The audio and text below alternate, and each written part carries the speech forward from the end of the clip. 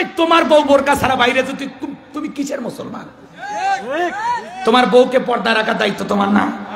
তো তুমি বউকে কন্ট্রোল করতে পারো, বিয়ে করছো কেন? কা পুরুষ কথা, পুরুষ হয়ে থাকলে পুরুষের মতো হও। হ্যাঁ, ইসলাম তোমার ঘরে নাই, তুমি ইসলাম কায়েম করবে কোন জায়গায়? কোন জায়গায়?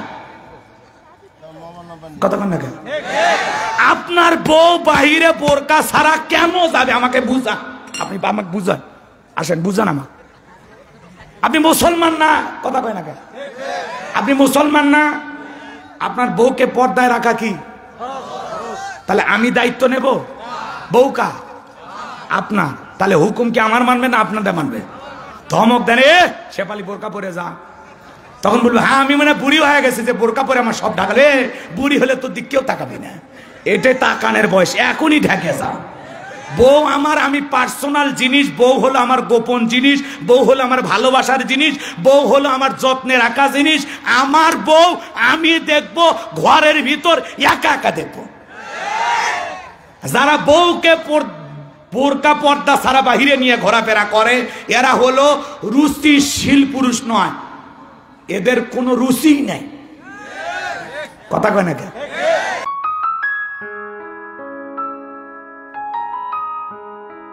সবে বরাত নিয়ে দলিল না থাক, মধ্য রজনী, সাবানের যে মধ্য রজনী, এটা নিয়ে তো দলিল আছে। কথা বলে না কেন? যেটাকে হাদিসের ভাষায় বলা হয় লাইলাতুন নিসফি মিন শাবান, শাবানের মধ্য রজনীতে। কথা বলেন না কেন? আল্লাহর কোন বান্দা যদি শাবানের মধ্য রজনীতে আল্লাহ তাআলার কাছে ক্ষমা চায়, নিজের জীবনের অপরাধগুলো মাফ চায়, আল্লাহ রাব্বুল আলামিন তার বান্দাদের অপরাধগুলো ক্ষমা করে দেন। বলেন সুবহানাল্লাহ। দুই ধরনের মানুষকে আল্লাহ রাব্বুল আলামিন এই মধ্য রজনীতে ক্ষমা করবেন না। এই শাবানের রাত্রি জাগরণ করে ইবাদতে কাটাইলেও দুইটা মানুষ ক্ষমা পাবে না। এক নাম্বার হলো যে মুশরিক, আল্লাহর কাছে ক্ষমা পাবে না। যে মুশরিক আল্লাহর সাথে শিরিক করেছে সে কখনো ক্ষমা পাবে না।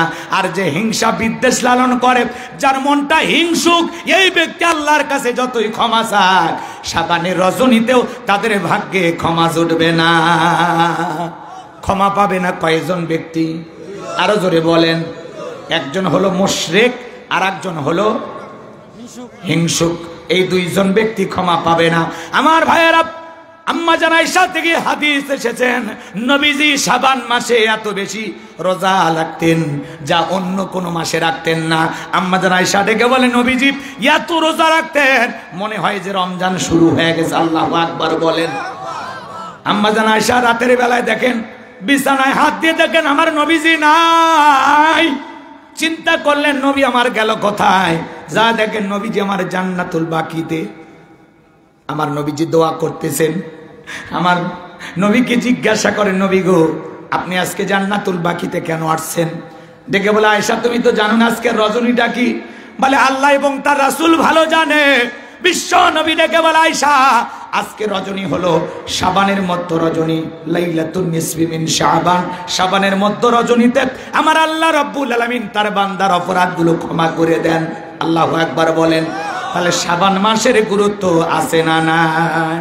যারা পবিত্র শাবান মাসের গুরুত্বকে অস্বীকার করে, মধ্য রজনীকে অস্বীকার করে, আল্লাহ যেই মধ্য রজনীতে তার অপরাধী বান্দাদেরকে ক্ষমা করে দেন, এগুলো বিষয় যারা অস্বীকার করে, মসজিদে মুসলমানেরা যায় নফল নামাজ আদায় করবে, কিন্তু নির্ধারিত কোনো রাকাতের সংখ্যা নাই। কেউ বলে 12 রাকাত 22 রাকাত পড়তে হবে, এগুলো না।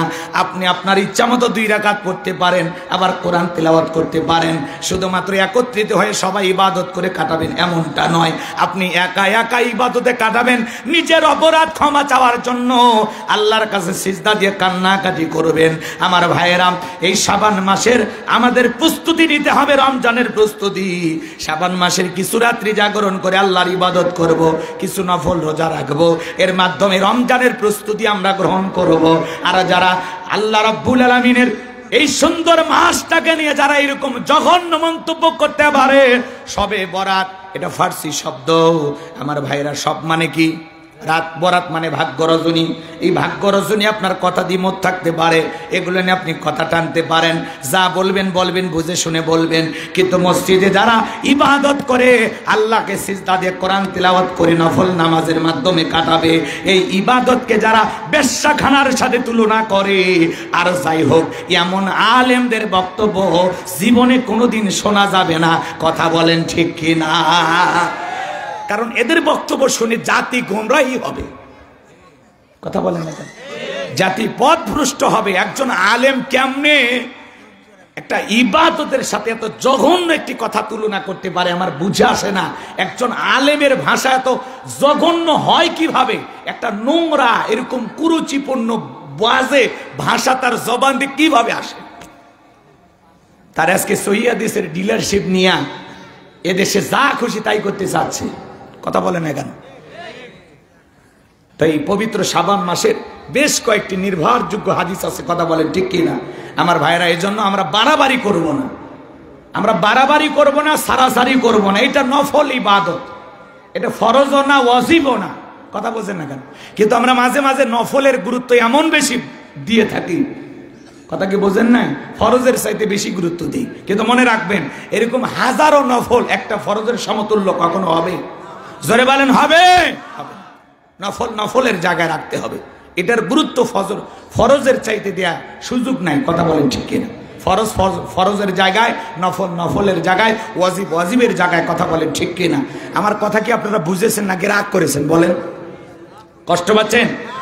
আমার ভাইয়েরা, অনেক সময় মুসলমানেরা আমরা অনেক সময় নফল ইবাদতের গুরুত্ব খুব বেশি দিই। আপনি আপনার পিতামাতা আত্মীয় স্বজন মারা গেছে, তাদের কবরের পাশে দাঁড়ায় দোয়া করবেন, কোনো সমস্যা নাই। আজকে রজনীতে আল্লাহ তাআলা আপনাকে ক্ষমা করে দেবেন, আল্লাহর কাছে আপনি ক্ষমা চাবেন। শুধু আজকে রজনী নয়, যতদিন আমরা জীবিত থাকবো প্রত্যেকটা রজনীতে আল্লাহ তাআলার কাছে ক্ষমা চাইব। কিন্তু বিশেষ কিছু দিন আসে, বিশেষ কিছু সুযোগ আসে, সেই সুযোগগুলো আমাদের কাজে লাগানো উচিত। কথা বলেন ঠিক কিনা? কষ্ট পাচ্ছেন? তা এই লাগামহীন বক্তব্য যে ঘন্টা শায়েখ দিয়েছেন, ওনার নাম আমি বলতে চাই না, এনাদের নামটা বুড়া হয়ে গেছে, ঠিক শুনছো না? তা বয়স হয়ে গেলে মানুষের মাথা কাজ করে না। এই জন্য মাইক সামনে পাইয়া বক্তৃতা দিতে গিয়ে এই ধরনের একটা জঘন্য কথা বলেছেন। আমি এর কথা বারবার মুখে আনতে চাই না। আল্লাহ যেন ওই সমস্ত আলেমদেরকে হেদায়েত দান করেন, কোরআন সুন্নাহর সঠিক কথা জাতির সামনে তুলে ধরা তৌফিক দান করেন। জোরে বলেন আমিন। কষ্ট পাচ্ছেন? একজন আলেম এইভাবে কথা বলতে পারে না। শাবান মাসে যারা মসজিদে এই পবিত্র রজনীতে ইবাদত করবে, তার এই ইবাদত না করিয়া বেশ্যাখানায় গিয়ে রাত কাটানো ভালো, এটা কোনো আলেম বলতে পারে? জোরে বলেন ভাই, কেউ আলেম বলতে পারে?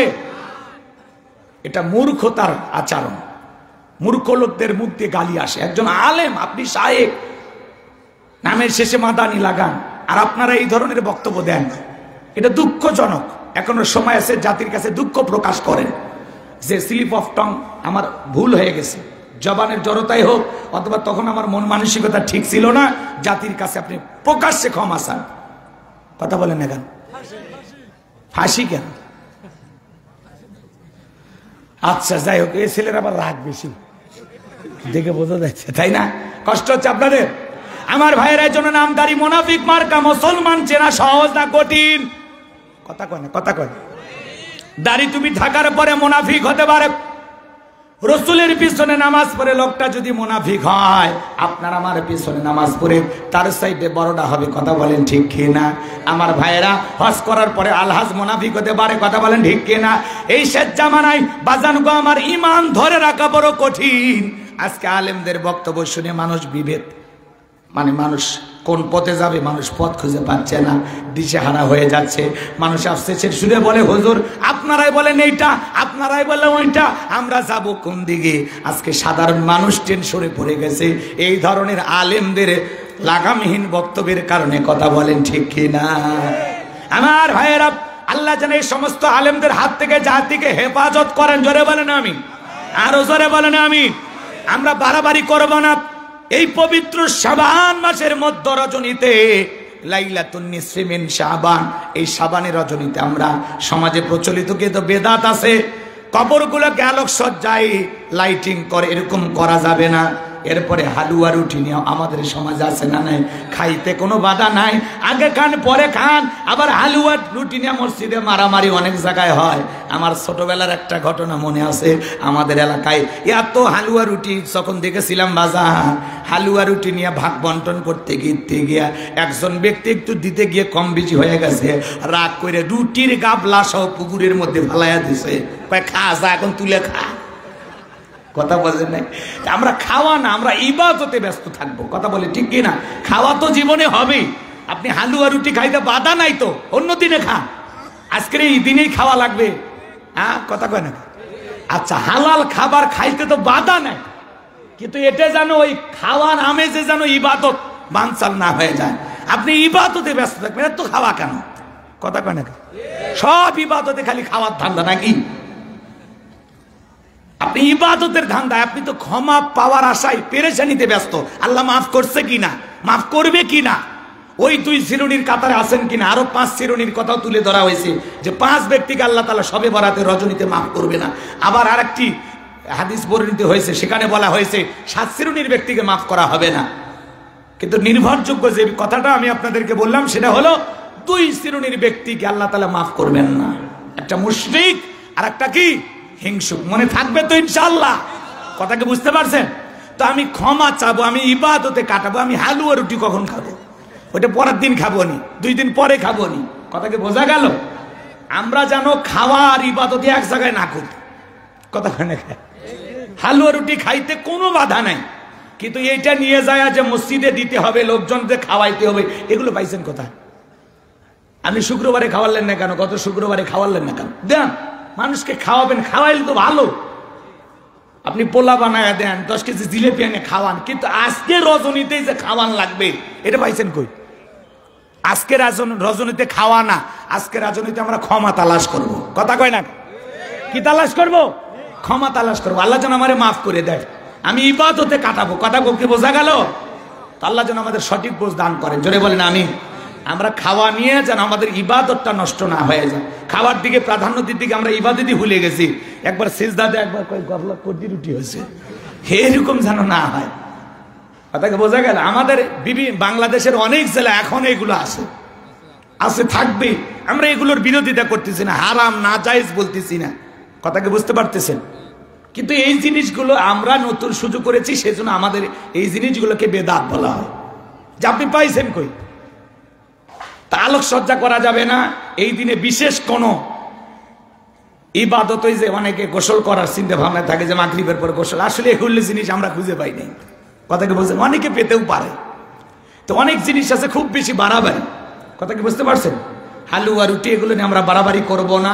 কোনো কবর লাইটিং হবে না, আলোকসজ্জা হবে না। তারপরে সন্ধ্যাবেলা আমরা গোসল করব না, অন্য অন্য দিনের মতো স্বাভাবিকভাবে ইবাদত করব। কিন্তু যেহেতু এই মধ্য শাবানের রজনীটা খুবই গুরুত্বপূর্ণ একটি রজনী, এই জন্য এই দিনের বিশেষ গুরুত্ব দিয়ে আমরা একটু মাত্রা অতিরিক্ত নফল ইবাদত করব ইনশাআল্লাহ। অন্য দিন যদি 2 রাকাত পড়ি, আজকে 4 রাকাত পড়ব। কথাকে বোঝা গেল? অন্য দিনে যদি কোরআন তিলাওয়াত 2 পৃষ্ঠা করি, আজকে একটু 4 পৃষ্ঠা করলাম। এই মানে ইবাদতে একটু গুরুত্ব দিয়ে বাড়াবো। আর এই দিনে বিশেষ করে আল্লাহর কাছে ক্ষমা চাইবো, আল্লাহ আমাদেরকে মাফ করে দেন। আমরা গুনাহ করতে ভালোবাসি, আর আসমানের মালিক আল্লাহ আমাদের গুনাহ মাফ করতে ভালোবাসেন। কথা বলে ঠিক কি না? কথাকে বোঝাইতে পারলাম নাকি? কষ্ট পাইছেন আপনারা? তো আমরা এগুলো নিয়ে বাড়াবাড়ি করব না। ওলামা ইকরাম যেটা কথা বলে, এটা আগে সঠিকভাবে বুঝবেন। লাফাবেন না। হালুয়া রুটি খান, কত খাবেন খান, একটু আগে পরে খান। কথা কয় না? বিশেষ ওই দিনেই খাওয়া লাগবে। আপনি কি দিবস বানাইছেন? দিবস বানাইলে লক্ষণ কিন্তু খুবই খারাপ, যে ওই দিনই খাওয়া লাগবে। আপনি বলেন ওই দিনে হালুয়া রুটি খাইলে কি আপনার ওজন 2 কেজি বৃদ্ধি পাবে? আমল নামায় 10টা নেকি বেশি লেখা হবে? আরে ভাই, খাওয়ার জিনিস, সেমাই হোক, লাচ্চা হোক, মিষ্টি দ্রব্য হোক, আপনি এটা 2 দিন 4 দিন আগে পরে খান, পরিবারের সবাইকে নিয়ে খান, কোনো সমস্যা নেই। খাইতে বাধা নাই, খাওয়া হালাল। কিন্তু এই খাওয়াকে কেন্দ্র করে হালুয়া রুটিনে মারামারি লাগবেন, মসজিদে দেওয়া নিয়ে ফাজলামি করবেন, এগুলো করা যাবে না। আপনি মসজিদে গেছেন ইবাদতের জন্য। কথা কি বুঝতে পারছেন? এই হালুয়া রুটির ওয়াজ করছিলাম ভারতে যায়, আমাকে কয় হুজুর আপনি নামেন, আপনার ওয়াজই আমরা শুনবো, আপনি নামেন। পরে সেই মঞ্চ থেকে আমারে নামাইয়ে দিস। আপনি জানেন না হুজুর, ভারতে আমাদের এটা ব্যাপক চলে, আপনি হালুয়া রুটির বিরুদ্ধে কেমন ওয়াজ করবেন? আপনি কিসের হুজুর? আপনি খাওয়া বন্ধ করবেন আসছেন, আপনি মানুষের রিজিক নষ্ট করেন। তো ভাই এই জিনিসগুলা মানুষকে বুঝাবেন। আমি খাইতে নিষেধ করছি, আপনাদেরকে খাইতে নিষেধ করছি। আচ্ছা যাই হোক, খান, খাইতে কোনো বাধা নাই। ওই দিন দুপুরে খাই, সকালে খাই, 2 দিন আগে খান, পরে খান, কিন্তু মসজিদে খাবার নিয়ে মারামারি করেন না। কথা কি বোঝা গেল? মসজিদে হালুয়া রুটি নিয়ে যা মসজিদ মাখাইন না। কথা কি বোঝা গেছে নাকি? কন সেদিন আমরা ইবাদতে কাটাবো। আল্লাহ যেন আমাদের সঠিক বুঝ দান করেন, জোরে বলেন আমিন। যাই হোক, এদিক সেদিক যাওয়ার আর কোনো সুযোগ না, এখন ডাইরেক্ট আলোচনা। কোন সূরা? সূরা আল মুমিনুন। বলেন কোন সূরা? আরো জোরে কর। আমার ভাইয়ের আল্লাহ রাব্বুল আলামিন বলেন, قد أفلح المؤمنون।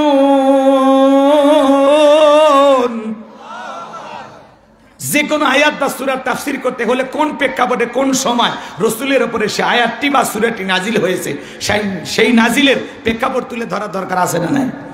আরবিতে বলা হয় শানে নজুল। যদি শানে নজুল আলোচনা করা হয় তাহলে তাফসীর বুঝতে সহজ হয়। বলুন আল্লাহু আকবার।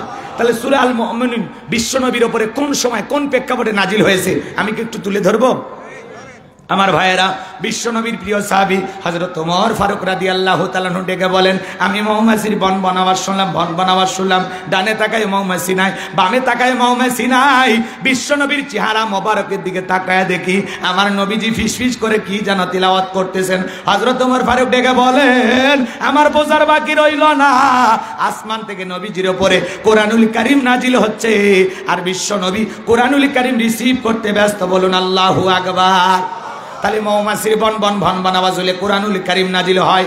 দপ্তরি ছুটির ঘন্টায় বাড়ি মারে টনটন আওয়াজ হলে কোরআনুল কারীম নাজিল হয়। নবীজি যখন ঘোড়ার উপরে থাকতেন, ওই সময় যদি কোরআনুল কারীম নাজিল হইতো, ওহির ভারে ঘোড়ার পা গুলো বালুর ভিতরে ডেবে যেত। বলেন আল্লাহু আকবার।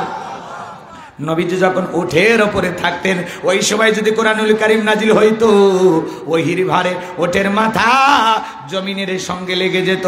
এক সাহাবী রানের ওপরে মাথা রেখে নবীজি আরাম ফরমাচ্ছেন, ওই সময় কোরআনুল কারীম নাজিল হলো। সাহাবী ডেকে বলেন, আমার কাছে মনে হয় আমার রানটা ফেটে যাবে, আমার কাছে মনে হয় আমার রানের ওপরে পাহাড় চেপে ধরা হয়েছে। তাহলে কোরআনুল কারীমের একটা আলাদা ওয়েট, আলাদা একটা ওজন আছে না নাই? দীর্ঘ 23 বছরে নবীজির ওপরে কোরআনুল কারীম আল্লাহ তাআলা নাজিল করেছেন।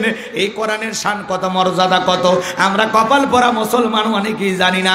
বয়স 40-50 বছর পার হয়ে গেছে, আল্লাহর কিতাবটা কোনোদিনও খুলে দেখেনি এমন মুসলমানও আছে না নাই? জোরে বলেন আছে না নাই? জীবনের প্রথম ওহী রিসিভ করতে গিয়ে নবীজির শরীর মোবারকে জ্বর পর্যন্ত এসেছিল। অনেকগুলো পদ্ধতিতে রসুলের উপরে কোরআনুল কারীম নাজিল হইতো। একে একে বলতে গেলে রাত অনেক গভীর হয়ে যাবে, এত সময় আমার হাতে নাই। সংক্ষিপ্ত কথা বলে দিয়ে যাই বাজানগো আমার। হযরত ওমর ফারুক ডেকে বলেন, নবীজির কোরআনুল কারীম রিসিভ করা শেষ হয়ে গেল। বিশ্ব নবী সাহাবা ইকরামদেরকে ডেকে বলেন, ও আমার সাহাবীরা শোনো, আসমান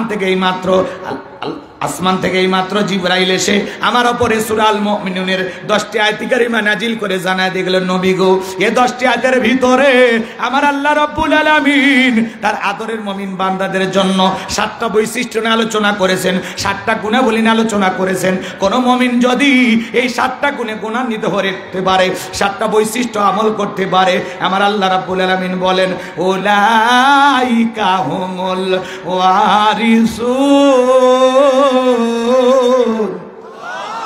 আল্লাযীনা ইয়ারিসুনাল ফিরদাউস হুম ফিহা খালিদুন।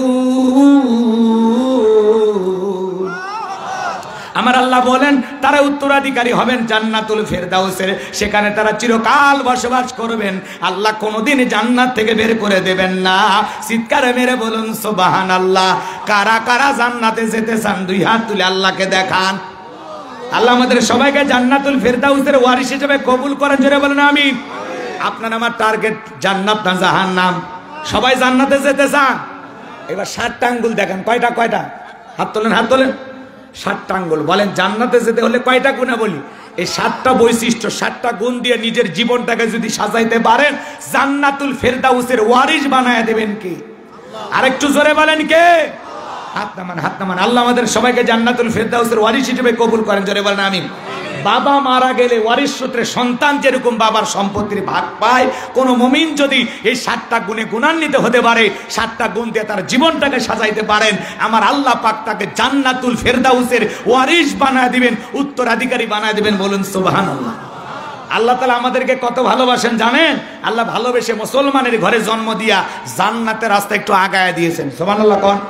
এরপরে আল্লাহ রাব্বুল আলামিন ভালোবেসে পৃথিবীর শ্রেষ্ঠ ধর্ম ইসলাম ধর্মের মানুষ বানায়া জান্নাতের রাস্তা আরেকটু আগায় দিয়েছেন। এরপরে পৃথিবীর শ্রেষ্ঠ পয়গম্বর মুহাম্মদ রাসূলুল্লাহ সাল্লাল্লাহু আলাইহি সাল্লামের উম্মত বানায়া জান্নাতের রাস্তা আরেকটু আগায় দিয়েছেন। এরপরে পৃথিবীর শ্রেষ্ঠ কিতাব কুরআনুল কারীম দান করে জান্নাতের রাস্তা আরেকটু আগায় দিয়েছেন। বলেন আল্লাহু আকবার। আমরা জাতির দিক দিয়ে সেরা জাতি মুসলিম জাতি, আমরা ধর্মের দিক দিয়ে শ্রেষ্ঠ ধর্ম ইসলাম পেয়েছি, নবীর দিক দিয়ে সেরা নবী বিশ্ব নবীকে পেয়েছি, কিতাবের দিক দিয়ে সেরা কিতাব কুরআনুল কারীম পেয়েছি, সব দিক দিয়ে সেরা। আজকের কথা শুনে আমল করতে পারলে জান্নাতটাও জুটে যাবে সেরা। সুবহানাল্লাহ। ভাগ্যে জান্নাতটাও জুটবে সেরা। আল্লাহু আকবার বলেন। কে ভাই হয়ে গেছে 7টা? বিরক্ত হয় না? খুব সংক্ষিপ্ত সময়ে ঝটপট বলে দিব, বিরক্ত হবেন। আর ওইদিকে আমাদের শেষ আকর্ষণ রেডি হচ্ছে, ওনার কথা আমি ভুলতে পারছি না। ওই দিক দিয়ে আসলাম তো সেই সেন্ট বার হয়েছে, আমার মনে খুব ভালো টেস্ট হতে পারে। আমার ভাইরা যে কথা বলতে যাচ্ছিলাম বাজান, গভীর মনোযোগ দিয়ে শুনবেন। বিশ্বনবী তখন সাহাবায়ে কিরামদের সামনে তিলাওয়াত করে শোনায় দিলেন। আমার আল্লাহ তাআলা ডেকে বলেন, ক্বাদ আফলাহাল মুমিনুন। আমার আল্লাহ পাক বলেন অবশ্যই মুমিনের সফল, অলরেডি মুমিনেরা সফল হয়েছে তারা, ঈমান এনেছে যারা। ঈমানদার ছাড়া আল্লাহর কাছে সফল হওয়া যায়? আমরা মনে করি ক্ষমতা থাকলে সফল, টাকা থাকলে সফল, পৃথিবীর সবাই জেনে জানে যশখ্যাতি অর্জন করলে সফল, কিন্তু আসলে এইভাবে সফল হওয়া যায় না। সফল হয়েছে তারা, ঈমান এনেছে যারা। পৃথিবীর সবচাইতে বড় নেতা আমেরিকার প্রেসিডেন্ট নাম হলো জো বাইডেন। কথা কয় না? ভালো করে বুঝবেন। আপনাদের এলাকা একটা বাজার আছে, নাম কি? সাভার বাজার। এই বাজারে আল্লাহর একজন বান্দা তরি তরকারি বিক্রি করে, সবজি বিক্রেতা। আজান দেওয়ার পরে মসজিদে গিয়ে মাথা নত করে যদি আল্লাহকে সিজদা দেয়, ওই পৃথিবীর বড় নেতা জো বাইডেনের চেয়ে ওই সবজি বিক্রেতার দাম আল্লাহর কাছে কম না বেশি? তার মানে কি বুঝলেন? ঈমান আছে যার, আল্লাহর কাছে দাম আছে তার। ঈমান নাই, দাম নাই। কথা কোন ঠিক কিনা? কোন বেঈমানের দাম আল্লাহর কাছে নাই। ওরা বেঈমানেরা দুনিয়াতে ক্ষমতার দিক দিয়ে সফল হতে পারে, মরার পরে সবগুলোকে পিটাইয়ে জাহান্নামে ফেলে দেবে। রাশিয়ার প্রেসিডেন্ট পুতিন, নাম শোনেননি? এই বেচারা আবার কয়েকদিন আগে একটা সংবাদে বলতেছে বাচ্চা বেশি বেশি নাও। কি কয়? পুতিনের নাম শোনেননি আপনারা? রাশিয়ার প্রেসিডেন্ট পুতিন বলতেছে সন্তান 1টা 2টা দিলে হবে না, কমপক্ষে প্রত্যেকটা পরিবারে 3টা করে সন্তান জন্ম দাও। কারণ বাজান গো আমার, এর আগেই রাশিয়ার প্রেসিডেন্ট তারা আদমশুমারি জরিপ করেছিল, জনসংখ্যা হিসাব করেছিল। জনসংখ্যা ছিল 14,93,00,000। আর এখন সেই জনসংখ্যা কমতে কমতে 14,53,00,000 হয়ে গেছে। তাহলে সংখ্যা কমছে না বাড়ছে? এজন্য রাশিয়ার প্রেসিডেন্ট বলতেছে প্রত্যেকটা পরিবারে 1টা শিশু নাই, কমপক্ষে 2টা 3টা, এর বেশি হলেও কোনো আপত্তি নাই। নেতা চায় জনগণ বাড়াইতে। কথা কয় না? রাশিয়ার প্রেসিডেন্ট চায় আমাদের জনসংখ্যা বাড়ুক, না হলে আমাদের অস্তিত্ব টিকে থাকা যাবে না। এজন্য নেতাও জানে জনগণ যদি বেশি হয় দেশ সমাজে এগিয়ে নিয়ে যাওয়া যায়, নেতৃত্ব কর্তৃত্ব টিকিয়ে রাখা যায়। কথা কোন ঠিক কিনা? এজন্য মুসলমানেরও সংখ্যা বাড়ানোর দরকার আছে না? না। পুতিন বলতেছে সন্তান বেশি নাও, সংখ্যা বাড়াও। রাশিয়ার প্রেসিডেন্ট পুতিন, দেখেননি চেহারা? দেখছেন না আপনারা? ভালো করে বুঝবেন। আর উত্তর কোরিয়ার প্রেসিডেন্ট আছে কাটিং মারামাল কিং জং, ভারতের দাদা। এরা যত বড়ই ক্ষমতাধর হোক না কেন, বাংলাদেশের একজন রিক্সা চালক, ভ্যান চালক, লোকটা যদি ইমানদার হয়, আজান দেওয়ার পরে মসজিদে গিয়ে আল্লাহকে যদি সিজদা দেয়, এই পৃথিবীর বড় বড় নেতাদের চাইতে আল্লাহর কাছে ওই ইমানদার রিক্সা চালকের, ভ্যান চালকের দাম কম না বেশি? তাহলে সহজ কথা, এত কথা বোঝানোর সুযোগ নাই। এক কথাই বুঝে নেবেন, ঈমান আছে যার, আল্লাহর কাছে দাম আছে তার। ঈমান নাই, আল্লাহর কাছে 4 পয়সাও দাম নাই। সবগুলো বেঈমানকে আল্লাহ তাআলা পিটায় জাহান্নামে দেবে। কথা কোন ঠিক কিনা? কিন্তু ঈমানদাররা দুনিয়াতে সফল, আখিরাতে সফল। এইজন্য বাজান ঈমান আনার পরে আমরা যে মুমিন, এইজন্য আমরা খুশি না বেজার? আল্লাহর কাছে যদি দামি হতে পারি, এই জীবনে আর কিছু চাওয়ার আছে?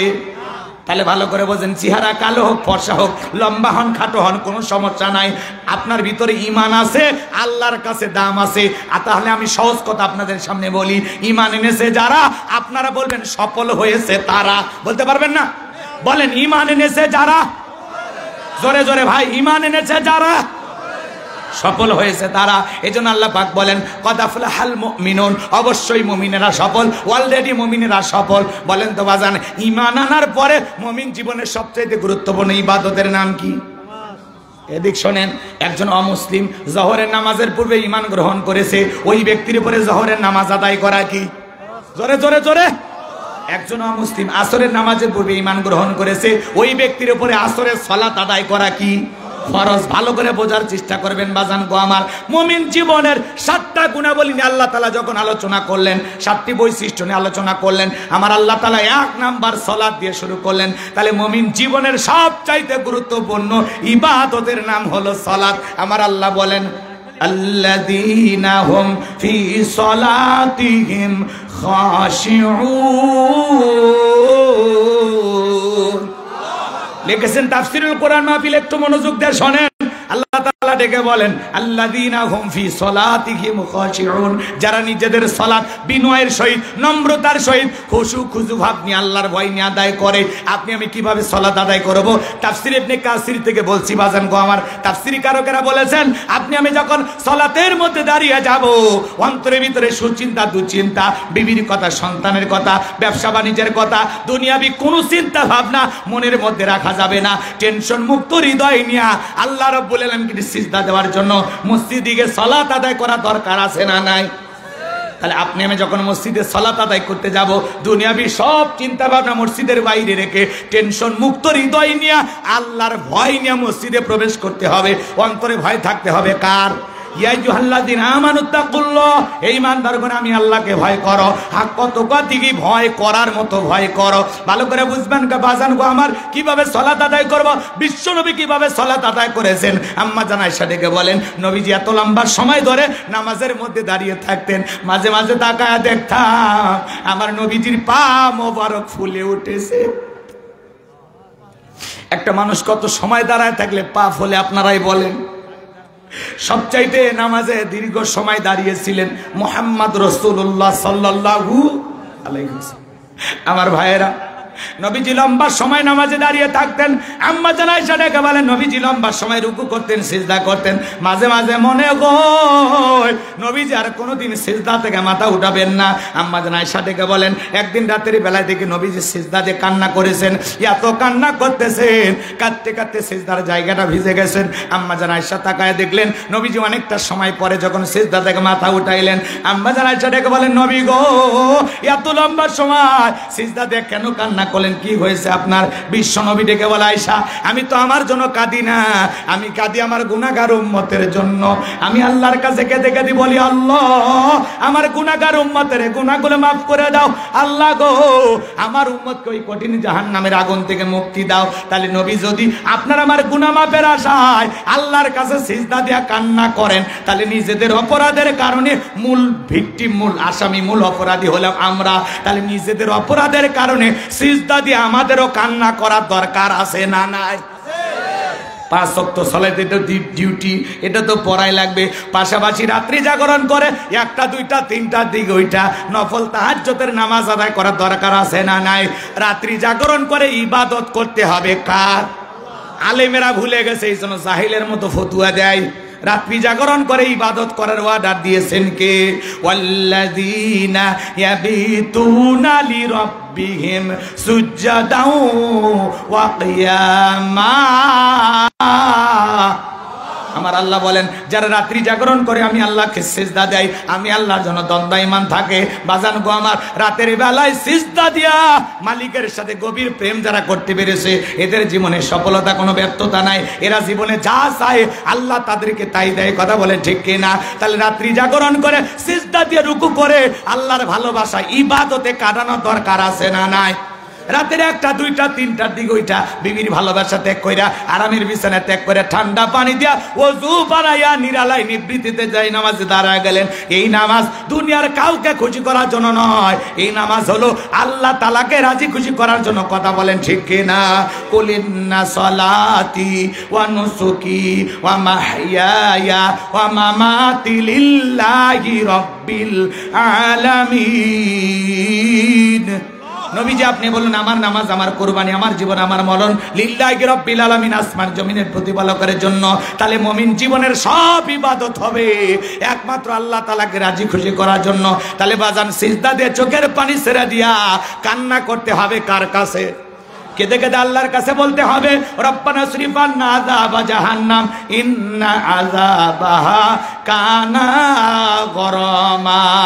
হে আমাদের রব, ওই কঠিন ভয়ঙ্কর জাহান্নামের আগুন থেকে আমাদের মুক্তি দাও, যে জাহান্নামের আযাব শাস্তি সহ্য করার মতো ক্ষমতা আমাদের নাই। ইন্নাহা সাআত মুস্তাকাররাও ওয়া মুকামা। আমার আল্লাহ তাআলা জানা দিলেন নিশ্চয় আবাসস্থল হিসাবে, বসতির জায়গা হিসাবে ওই জাহান্নাম কত না নিকৃষ্টতম একটা স্থান। জাহান্নাম সুখের জায়গা না, ওইটা হলো যন্ত্রণার কারখানা। এবার জানেন শাবানের মধ্য রজনীতে, যারা এই শবে বরাতের রজনীতে লাইলাতুন নিসফি মিন শাবান, এই শাবানের মধ্য রজনীতে আজকে গুনাহগারের কথাগুলো শুনতেছেন বাজার, হৃদয়ের কান পেতে কথাগুলো শোনেন। ওই জাহান্নাম সুখের জায়গা না, ওইটা হলো যন্ত্রণার কারখানা। আমার আল্লাহ রাব্বুল আলামিন বলেন ইন্না জাহান্নামা কানাত মিরসাদা লিত্তাগিনা মাআবা লাবিসিনা ফিহা আহকাবা লা ইয়াযুকুনা ফিহা বারদান ওয়ালা শারাবা ইল্লা হামিমান ওয়া গাসসাকা। আল্লাহ তাআলা সূরা নাবার ভিতরে জানাই দিলেন ইন্না জাহান্নামা কানাত মিরসাদা, নিশ্চয়ই জাহান্নাম ওত পেতে রয়েছে ফুলসিরাতের কিনারা। জাহান্নাম ওত পেতে রয়েছে, অপরাধী ধরার জন্য যেমন ফাঁদ পাতা হয়, শিকারী ধরার জন্য যেমন ফাঁদ পাতা হয়, ফুলসিরাতের কিনারায় জাহান্নাম ওত পেতে রয়েছে আল্লাহর অবাধ্য নাফরমান গুনাহগার বান্দাদের ধরার জন্য। এটা হলো অপরাধীদের থাকার আবাসস্থল। এখানে তারা যুগের পর যুগ বসবাস করবে। একটা মানুষ কত লক্ষ বছর, কত কোটি বছর জাহান্নামের আগুনে জ্বলবে, এর সঠিক এলেম আর জ্ঞান আছে কার কাছে? আল্লাহ সারা দুনিয়ার কেউ জানে না। ওই জাহান্নামের আগুনে জ্বলতে জ্বলতে পুড়তে পুড়তে চেহারা হয়ে যাবে কয়লার মতো কালো। দুনিয়ার আগুনের চাইতে জাহান্নামের আগুনের পাওয়ার হলো 70 গুণ বেশি। এ বাজান গো আমার, একবার যদি কারো দেখে জাহান্নামের আগুন লাগা যায়, কলিজাটা পুড়ে ছাই হয়ে যাবে। ওই জাহান্নামের আগুনে জ্বলতে জ্বলতে জ্বলতে পুড়তে পুড়তে জাহান্নামীরা আযাবার যন্ত্রণা সহ্য করতে করতে ক্ষুধার্ত হয়ে বলবে আল্লাহ খাইতে দাও, খাইতে দাও। আমার আল্লাহ তখন ফেরেশতাদেরকে অর্ডার দেবে, দাও জাহান্নামের তলদেশে এক ধরনের ফলের চাষ করা হবে, সেই ফলের নাম হলো জাক্কুম। ওই কাঁটাযুক্ত ফলটা যখন খাইতে দেবে, খাদ্য হিসাবে বাজান গো আমার, জাহান্নামীরা পাওয়া মাত্রই গলার ভিতরে যখন ওই ফলটা দেবে, ওই ফলের চতুর্দিক দিয়ে কাটা, গলার মাঝামাঝি আটকে যাবে, ভিতরেও যাবে না, বাইরেও আসবে না। যত গলা নাড়াচাড়া করবে কাটাগুলো ফুটবে আর ফুটবে। আর জাহান্নামীরা ছটফট করে কেঁদে বলবে আল্লাহ এ কেমন ফল খাওয়াইতে দিলা, ভিতরেও যাই না, বাইরেও আসে না, আমরা আর যন্ত্রণা সহ্য করতে পারি না। আল্লাহ গো আমাদেরকে পানি দাও, পানি দাও, পানি দাও। এইবার যখন জাহান্নামীরা পানি পানি বলে চিৎকার মারবে, আমার আল্লাহ ওই ফল খাইতে দিয়েছে ক্ষুধা মিটানোর জন্য না, জাহান্নামীর শাস্তি আরো বেশি বাড়ানোর জন্য। এইবার গলায় যখন ফল আটকে গেছে, পানি পানি বলে চিৎকার মারবে, আমার আল্লাহ ডেকে বলেন লা ইয়াযুকুনা ফিহা বারদান ওয়ালা শারাবা, তাদেরকে মিনারেল ওয়াটার দেওয়া হবে না, ঠান্ডা কোনো পানি দেওয়া হবে না। যে পানিটা পান করে জাহান্নামী তার বুকের জ্বালা তৃষ্ণাকে নিবারণ করতে পারে, কেমন পানি দেওয়া হবে? ইল্লা হামিমাও ওয়া গাসসাকা, ইল্লা হামিমাও ওয়া গাসসাকা। সূরা নাবার 25 নম্বর আয়াত। আলেমেরা টের পাইতেছে কি কথা বলতেছি। আল্লাহ তাআলা বলেন ইল্লা হামিমা ওয়া গাসসাকা, এমন উত্তপ্ত ফুটান্ত গরম পানি জাহান্নামীদেরকে খাইতে দেওয়া হবে যা পুঁজ ব্যতীত কিছুই নয়। ও নওগার বাবাজিরা, দেগের ভিতরে বড় বড় ফোড়া হয়, ফাটায় দিলে ভিতর থেকে কি বের হয়? পুষ একটু জোরে কর না। হাসপাতাল থেকে সংগ্রহ করবো, এক গিলাস খাবেন নাকি 50,000 টাকা? 1 লাখ টাকা দিলে খাবেন। শুনে কেমন লাগতেছে? ঘৃণা লাগতেছে। সি সি হুজুর, এটা মানুষ খায়, এটা খাইতে যে অফার করতেছেন, এগুলো কি খাওয়া যায়? আরে ভাই, কথা তো আমার না, কথা হলো আসমানের মালিক আল্লাহ। তিনি বলতেছেন ইল্লা হামিমান ওয়া গাসসাকা, এমন উত্তপ্ত ফুটান্ত গরম পানি জাহান্নামীদেরকে পান করাইতে দেওয়া হবে, যা পুজ ব্যতীত কিছুই নয়। ওই পুজওয়ালা, ওই দুর্গন্ধওয়ালা পানি যখন জাহান্নামী পান করবে, জাহান্নামীর লাড়ি হরিগুলো গলে গলে পিছনে রাস্তাতে বের হয়ে যাবে। জোরে কন্যা বুঝবিল্লাহ। জাহান্নামী যখন ওই পানিটার সামনে নেবে, চেহারাটা ঝলসে যাবে, জাহান্নামের দেহের গোস্তগুলো খসে খসে পড়বে। জাহান্নামের যন্ত্রণা কত কঠিন, কত ভয়ঙ্কর। দরিয়া নামের এমন একটা খাবার জাহান্নামীদেরকে দেওয়া হবে, যেই খাবার না ক্ষুধা মিটাবে না পুষ্টি যোগাবে। যেমন বিড়ি সিগারেট খাইলে কি পুষ্টি হয়? ওজন বাড়ে, ক্ষুধা মেটে। কথা কয় না ভাই, বলা হয়েছে দোয়া করবো নাকি? আমার কথা কি বোঝেন? ওয়াজ শুনতে হলে একটু আওয়াজ দেওয়া লাগে। আপনারা বলেন বিড়ি সিগারেট খেলে কি খিদে মেটে, পুষ্টি বাড়ে? এমন একটা খাবার যার মানে প্যাকেটের ভিতরে বদনাম লেখা আছে, ধূমপান মৃত্যু ঘটায়, ধূমপান ক্যান্সারের কারণ, তারপরে জন্মের খাওয়া খায়। এরকম মুসলমান আছে না নাই? আপনারা অবশ্য খান না, নওগাঁতে এগুলো চলেই না তো নাকি? ওগুলো আমাদের রংপুর গাইবান্ধায় আছে। তো জাহান্নামীদেরকে দরিয়া নামের যে খাবারটা দেওয়া হবে, দরিয়া নামের যে খাবারটা, এই খাবারটা না পুষ্টি যোগাবে না ক্ষুধা মিটাবে। এমন খাবার খাইয়া কোনো লাভ আছে? বাজান গো আমার, ভালো করে বুঝবেন। এই যে জাহান্নামের কথা যদি 2-3 ঘন্টা আলোচনা করি শেষ করা যাবে না। এত বিস্তারিত আলোচনা জাহান্নাম নিয়ে আছে কোরআন এবং হাদিসে। যদি বলি, ওই যে অনেকে মাজা সোজা করে যায়, মনে হয় জান্নাত পায়ে গেছে, টিকিট পাইছে, এজন্য দৌড়াচ্ছে। আবার অনেকে ভাবতেছে হুজুর জাহান্নামের ওয়াজ কেন করে, ভয় লাগে, বাড়িতে যায়। ওই যে এক লোকের গল্প শোনেন নাই? আমার ওয়াজেও আমি অনেক জায়গায় বলি। একজনকে বলা হলে ভাই মসজিদে যাস না কেন? কয় আল্লাহর ভয়ে, মরণের ভয়ে। কেন? কয় মসজিদে ঢুকতে যে খাটিয়া, ওইটাতে নজর পড়ে, আমার এত ভয় লাগে, এই ভয়ে আমি মসজিদে যাই না। মসজিদের খাটিয়ার আসলে মৃত্যুর ভয় যদি আর কলিজায় থাকতো, ও কি মসজিদ ছাড়তো? তো অনেকে জাহান্নামের ওয়াজ শুনে বলে হুজুর জাহান্নামের ওয়াজ শোনার দরকার নাই, ভয় লাগতেছে, আপনি কি আমাকে ধরে জাহান্নামে নিয়ে যাবেন? না রে ভাই, এই ওয়াজগুলো, এই বক্তব্যগুলো আল্লাহ তাআলা অনেক আগে অগ্রিম অ্যাডভান্স কেন জানায় দিয়েছেন? কারণ একটাই, বান্দা এখনো সময় আছে, দুনিয়াতে সংশোধন করো। ওলামায়ে কেরাম যে বলে এখনো সময় আছে, পরিবর্তন করো। জাহান্নামে কিন্তু এই আযাব হবে, এই শাস্তি হবে। এই দিক খেয়াল করেন, জান্নাতীদের আরামায়েশের কথাও বলে দিয়েছেন, জাহান্নামীদের কষ্টের কথাও আল্লাহ বলে দিয়েছেন। এখন ইচ্ছা আপনার, সিরাতাল মুস্তাকিমের পথেও চলতে পারেন, শয়তানের বাঁকা রাস্তাতেও আপনি চলতে পারেন। নিজেকে জাহান্নামের আগুন থেকে বাঁচাইয়াও কবরে যাইতে পারেন, আবার হাজারো অপরাধ করে নিজের ভাগ্য থেকে জাহান্নাম কিনে নিয়ে যেতে পারেন। কথা কয় না? এজন্য আমরা কি অপরাধ করে জাহান্নামে যেতে চাই? নাকি এখনো সময় আছে একটু তওবা করে পরিবর্তন হওয়া দরকার আছে না নাই? আজকে রজনী যেন তওবার রজনী হয়, আল্লাহ কবুল করেন। জোরে বলেন আমিন। কথা বলার সুযোগ নেই, এত কথা বলতে পারবো না বাজান গো আমার। এই জন্য জাহান্নামের আগুন থেকে বাঁচাইতে চাইলে এখনো সময় আছে, নেক আমল করেন, আল্লাহর গোলামি করেন, ভালোভাবে ইবাদত করেন, মানুষকে ঠকাই না, প্রতারণা করেন না, হিংসা করেন না, কারো বিরুদ্ধে সমালোচনা করেন না। কথা কন না কেন? কাউকে ঠকানোর চেষ্টা করবেন না। আল্লাহ আমাদের হেদায়েত দান করেন। জোরে বলেন আমিন। আমার ভাইরা শোনেন, বিশ্বনবীর সাহাবীরা কিভাবে সালাত আদায় করতেন। মরুভূমিতে সাহাবায়ে কেরাম দাঁড়িয়ে যেতেন, ওই জঙ্গলের পাখিগুলো খেজুর গাছ মনে করে সাহাবীদের কাঁধের উপরে বসে থাকতো, মাথার উপরে বসে থাকতো। বিশ্বনবীর সাহাবীরা সালাতে এত মনোযোগ, এত মনোযোগ, কাঁধে পাখি পড়ে থাকে, তারপরেও টের পায় না। বলেন আল্লাহু আকবার। আর আপনি আমি নামাজে দাঁড়ায় একটা মশা যদি পড়ে, আগে মশা মারে তারপরে নামাজ ধরে। কথা কন ঠিক কি না? হযরতে তালহা রাদিয়াল্লাহু তাআলা সালাত আদায় করতেছেন, জঙ্গল থেকে সাপ এসে তার সন্তানটাকে বেঁচিয়ে ধরেছেন। স্ত্রী মানুষজনকে ডাকলেন, সন্তান থেকে বিপদ মুক্ত করলেন।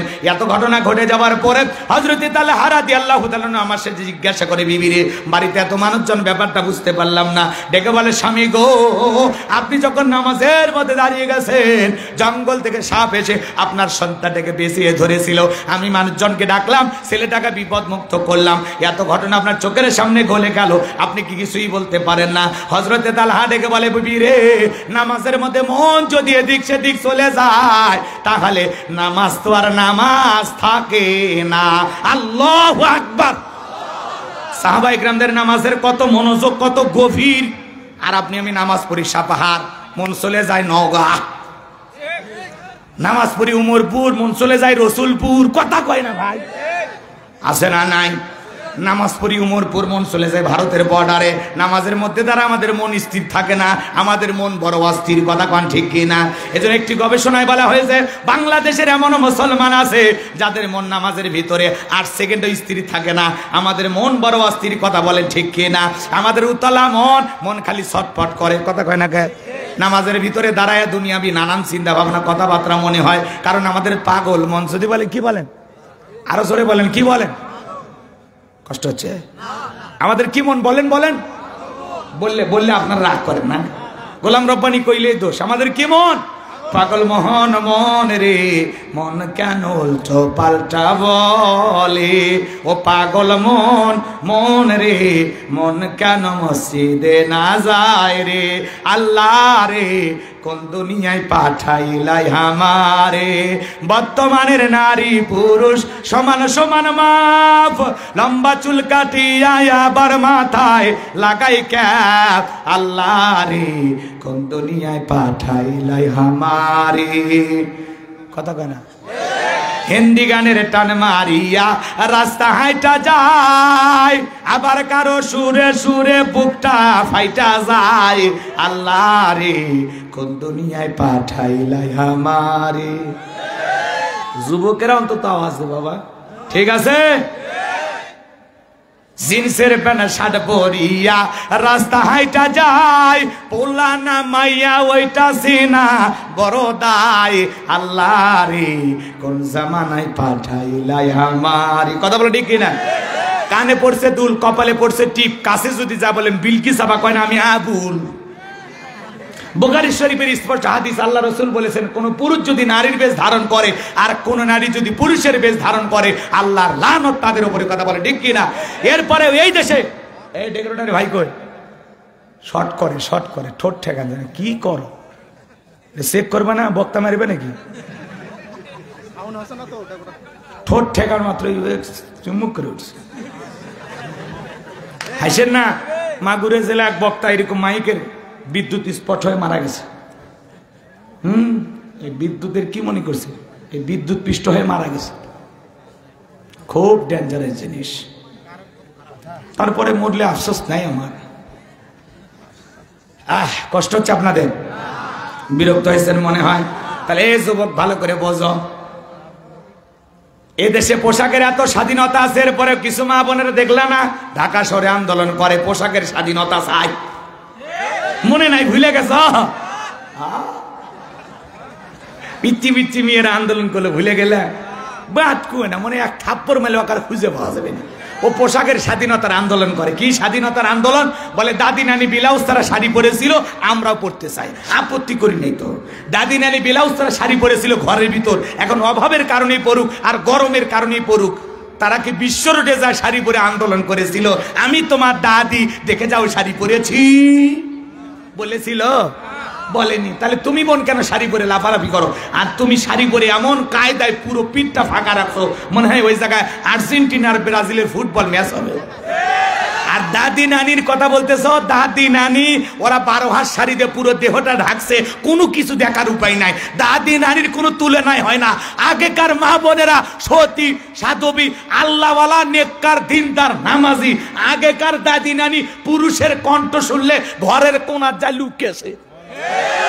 আর এখনকার বোনেরা পুরুষের আওয়াজ শুনলে দরজা ফাঁক করে দিয়ে গল্প করে। কার কাছে এসেছেন, কি বলবেন? বাদশাকে চান? বাদশা আমারই স্বামী, আসেন না একটু বিস্কুট দে, একটা চা খেয়ে যান ভাই। বাইরে দাঁড়িয়ে থেকে কেমনে গল্প করেন? সিয়ারটা দেই না ভাই, আসেন। এমন কায়দায় ডাকে মনে হয় আর মায়ের পেটের ভাই। এই শালি তোর দেখা করা যায়? বেহায়া নারী, এই তোর দেখা করা যায়? সাইজ করা লাগবে। কথা কন ঠিক কিনা?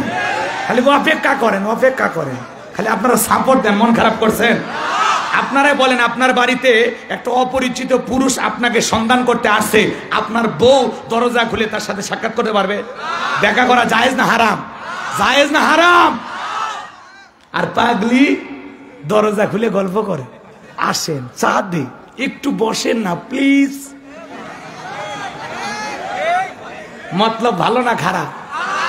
তোমার দরজায় তোমার স্বামীরা সন্তান করে, স্বামী বাড়িতে নাই, দরজা খোলা তো দূরের কথা, ভিতর থেকে আওয়াজ দেয় বাচ্চা বাড়িতে নাই, খুঁজতে নেন, মোবাইল করেন, যত সব ঝামেলা বাড়ির ওপর আসে।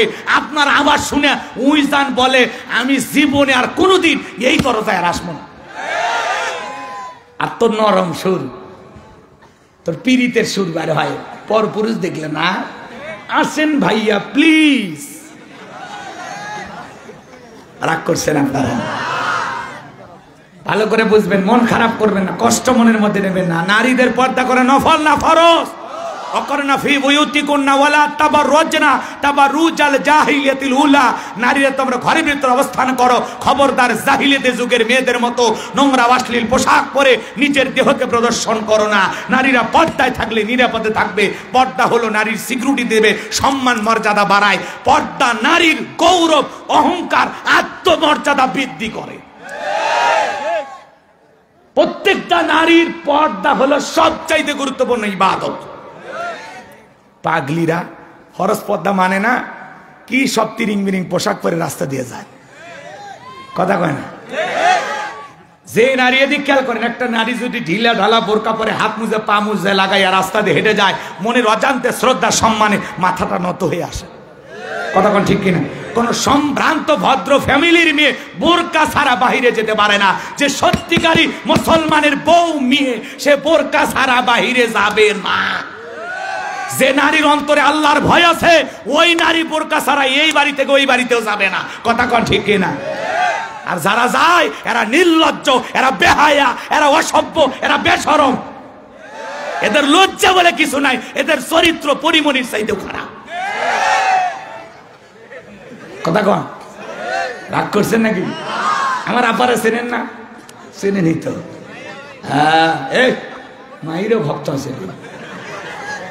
এরা দেখতে সুন্দরী কিন্তু স্বামী টেকে না, কথা কয় না কেন?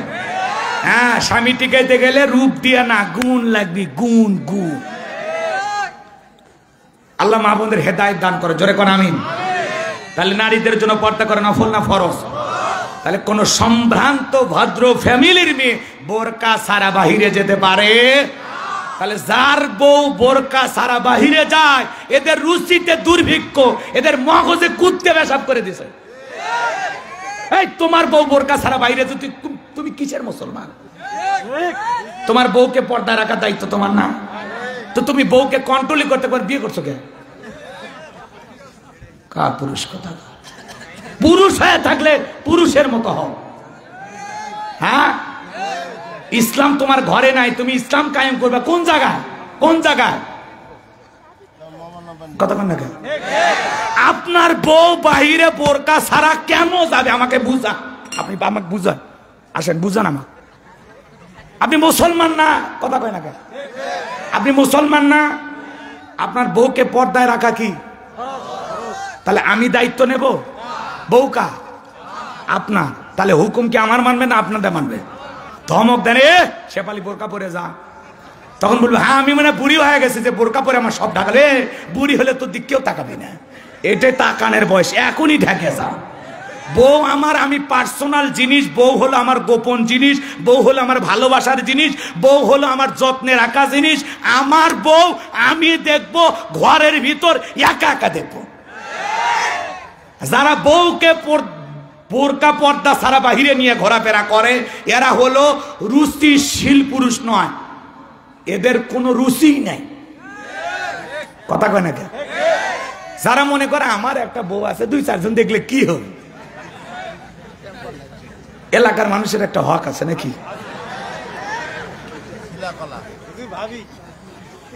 আল্লাহ হেদায়েত দান করুক। আমার কথা কি আপনার কষ্ট পাচ্ছেন? মেজাজ গরম হয়ে গেছে নাকি? ভাইবেন না, রাগে বলতেছি, রাগে। রাগটা আপনার আমার আমলের উপর দেখাচ্ছি, অন্য কিছু না ভাই। আপনার সাথে আমার ব্যক্তিগত কোনো শত্রুতা। আপনার বউকে পর্দায় রাখবেন। আমার বউ আমার পার্সোনাল জিনিস। আমি এত কসমেটিক, নাইট ক্রিম, কত কি আলতা, শুনো ওই পাগলিরে কত কি কিনে দেয়, আর ও সেজে গুজে আর একজনকে দেখাবে। রিক্সাওয়ালা, ভ্যানওয়ালা, কুলি, মুসি, মেথর, শ্রমিক, এরা দেখবে। আমার বউ, এটা মানা যায়। এর বউ কি পাবলিসিটি করার জিনিস? আমার বউ কি সিনেমার নায়িকা? তাহলে আমার বউকে আমি কেন মানুষকে দেখাবো বলেন?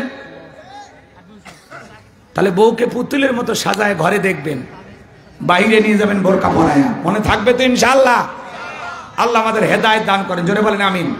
আরো জোরে বলেন আমিন। সুযোগ হলে আরো সামনে বলবো। আমার ভাইরা যে কথা বলতে চাচ্ছিলাম, গভীর মনোযোগ দেওয়া শুনবেন। তাহলে নামাজের মধ্যে দাঁড়াইলে আমাদের মন খালি ছটফট করে, দুনিয়াবি নানান চিন্তা ভাবনা নামাজের ভিতরে মনে হয়, মাঝে মাঝে দুনিয়াবি এত চিন্তা ভাবনা নামাজের মধ্যে মনে হয়। নামাজ 2 রাকাত চলতেছে না 3 রাকাত চলতেছে তাও ভুলে যাই। কথা কোন ঠিক কিনা? মাঝে মাঝে নামাজের ভিতরে দুনিয়াবি এত চিন্তা ভাবনা মনে হয়, দুনিয়াবি এত কথা মনে হয়, সিজদা 2টা দিল না 3টা হইল তাও মনে থাকে না। কথা কোন ঠিক কিনা? এক চাচা মিয়া এত তারা ঘুরে ঘুরে ওযু করছে, এক ঠ্যাং না দিয়ে মসজিদে ঢুকছে, টাইসালা মসজিদ পিছলে খায়, চাচা একদিক লুঙ্গি একদিক, তাও বলে আল্লাহু আকবার। মানুষ বলে চাচা লুঙ্গি খুলে গেছে, আগে লুঙ্গি ঠিক করেন, কেন আগে জামাত ধরি। এরকম তারা ঘুরে করে নামাজ আদায় করা যাবে? যাবে না। বাবাজিরা আমার, নামাজ পড়তে হবে ধীরে স্থির ভাবে, বিশ্রামী। ভাই কি হলো? কথা কই, কথা কই। আপনার আওয়াজ আসতেছে, আমি আমার কথা ভুলে যাচ্ছি। এদিক খেয়াল করেন, আপনারা ওই জিনিসটা রেডি করেন তো, জান তো লোকজন খুব কষ্ট করতেছে, ডবল করে দেবেন আজকে, ডবল। এর কষ্ট হচ্ছে আপনাদের? লিল্লাহি তাকবীর। শোনেন, নামাজ নিয়ে তাড়াহুড়ো করা যাবে না, ভালো করে বুঝবেন। এই যে সামনে আসতে রমজান মাস, যখন আসে রমজান মাস প্রত্যেকটা মসজিদে মনে হয় নামাজের প্রতিযোগিতা শুরু হয়ে যায়। 2 মসজিদের মুসল্লি গল্প করে, দোস্ত তোমাদের প্রথম তারাবি কয় মিনিট লাগছে? কয় আমাদের হুজুর খুবই আল্লাহওয়ালা, 40 মিনিট লাগছে। কয় এত সময়? আমাদের হুজুর বিদ্যুতের গতি ফেল। কে কয় 20 মিনিটে সব শেষ। আছে না নাই? যারা 20 মিনিটে 20 রাকাত তারাবির নামাজ আদায় করে, এই নামাজ আল্লাহর আরশে কবিল হওয়া তো দূরের কথা, মসজিদের ছাদের উপর উঠবি না। কথা কন ঠিক কি না? নামাজ নিয়ে তামাশা করা যাবে না। সোনার মক্কা মদিনা আল্লাহ তারে গোলামকে নিয়েছিল, আমি গিয়েছিলাম ওখানে, তারাবির সালাত আদায় করেছি বাজার। 1 নয় 2 নয়, 1 ঘন্টা 45 মিনিট লাগে তারাবি পড়তে। কত? 1 ঘন্টা 45 মিনিট। আর আমাদের খালি 20 মিনিট। নামাজ পড়ছে না ফাইজলামি করছে?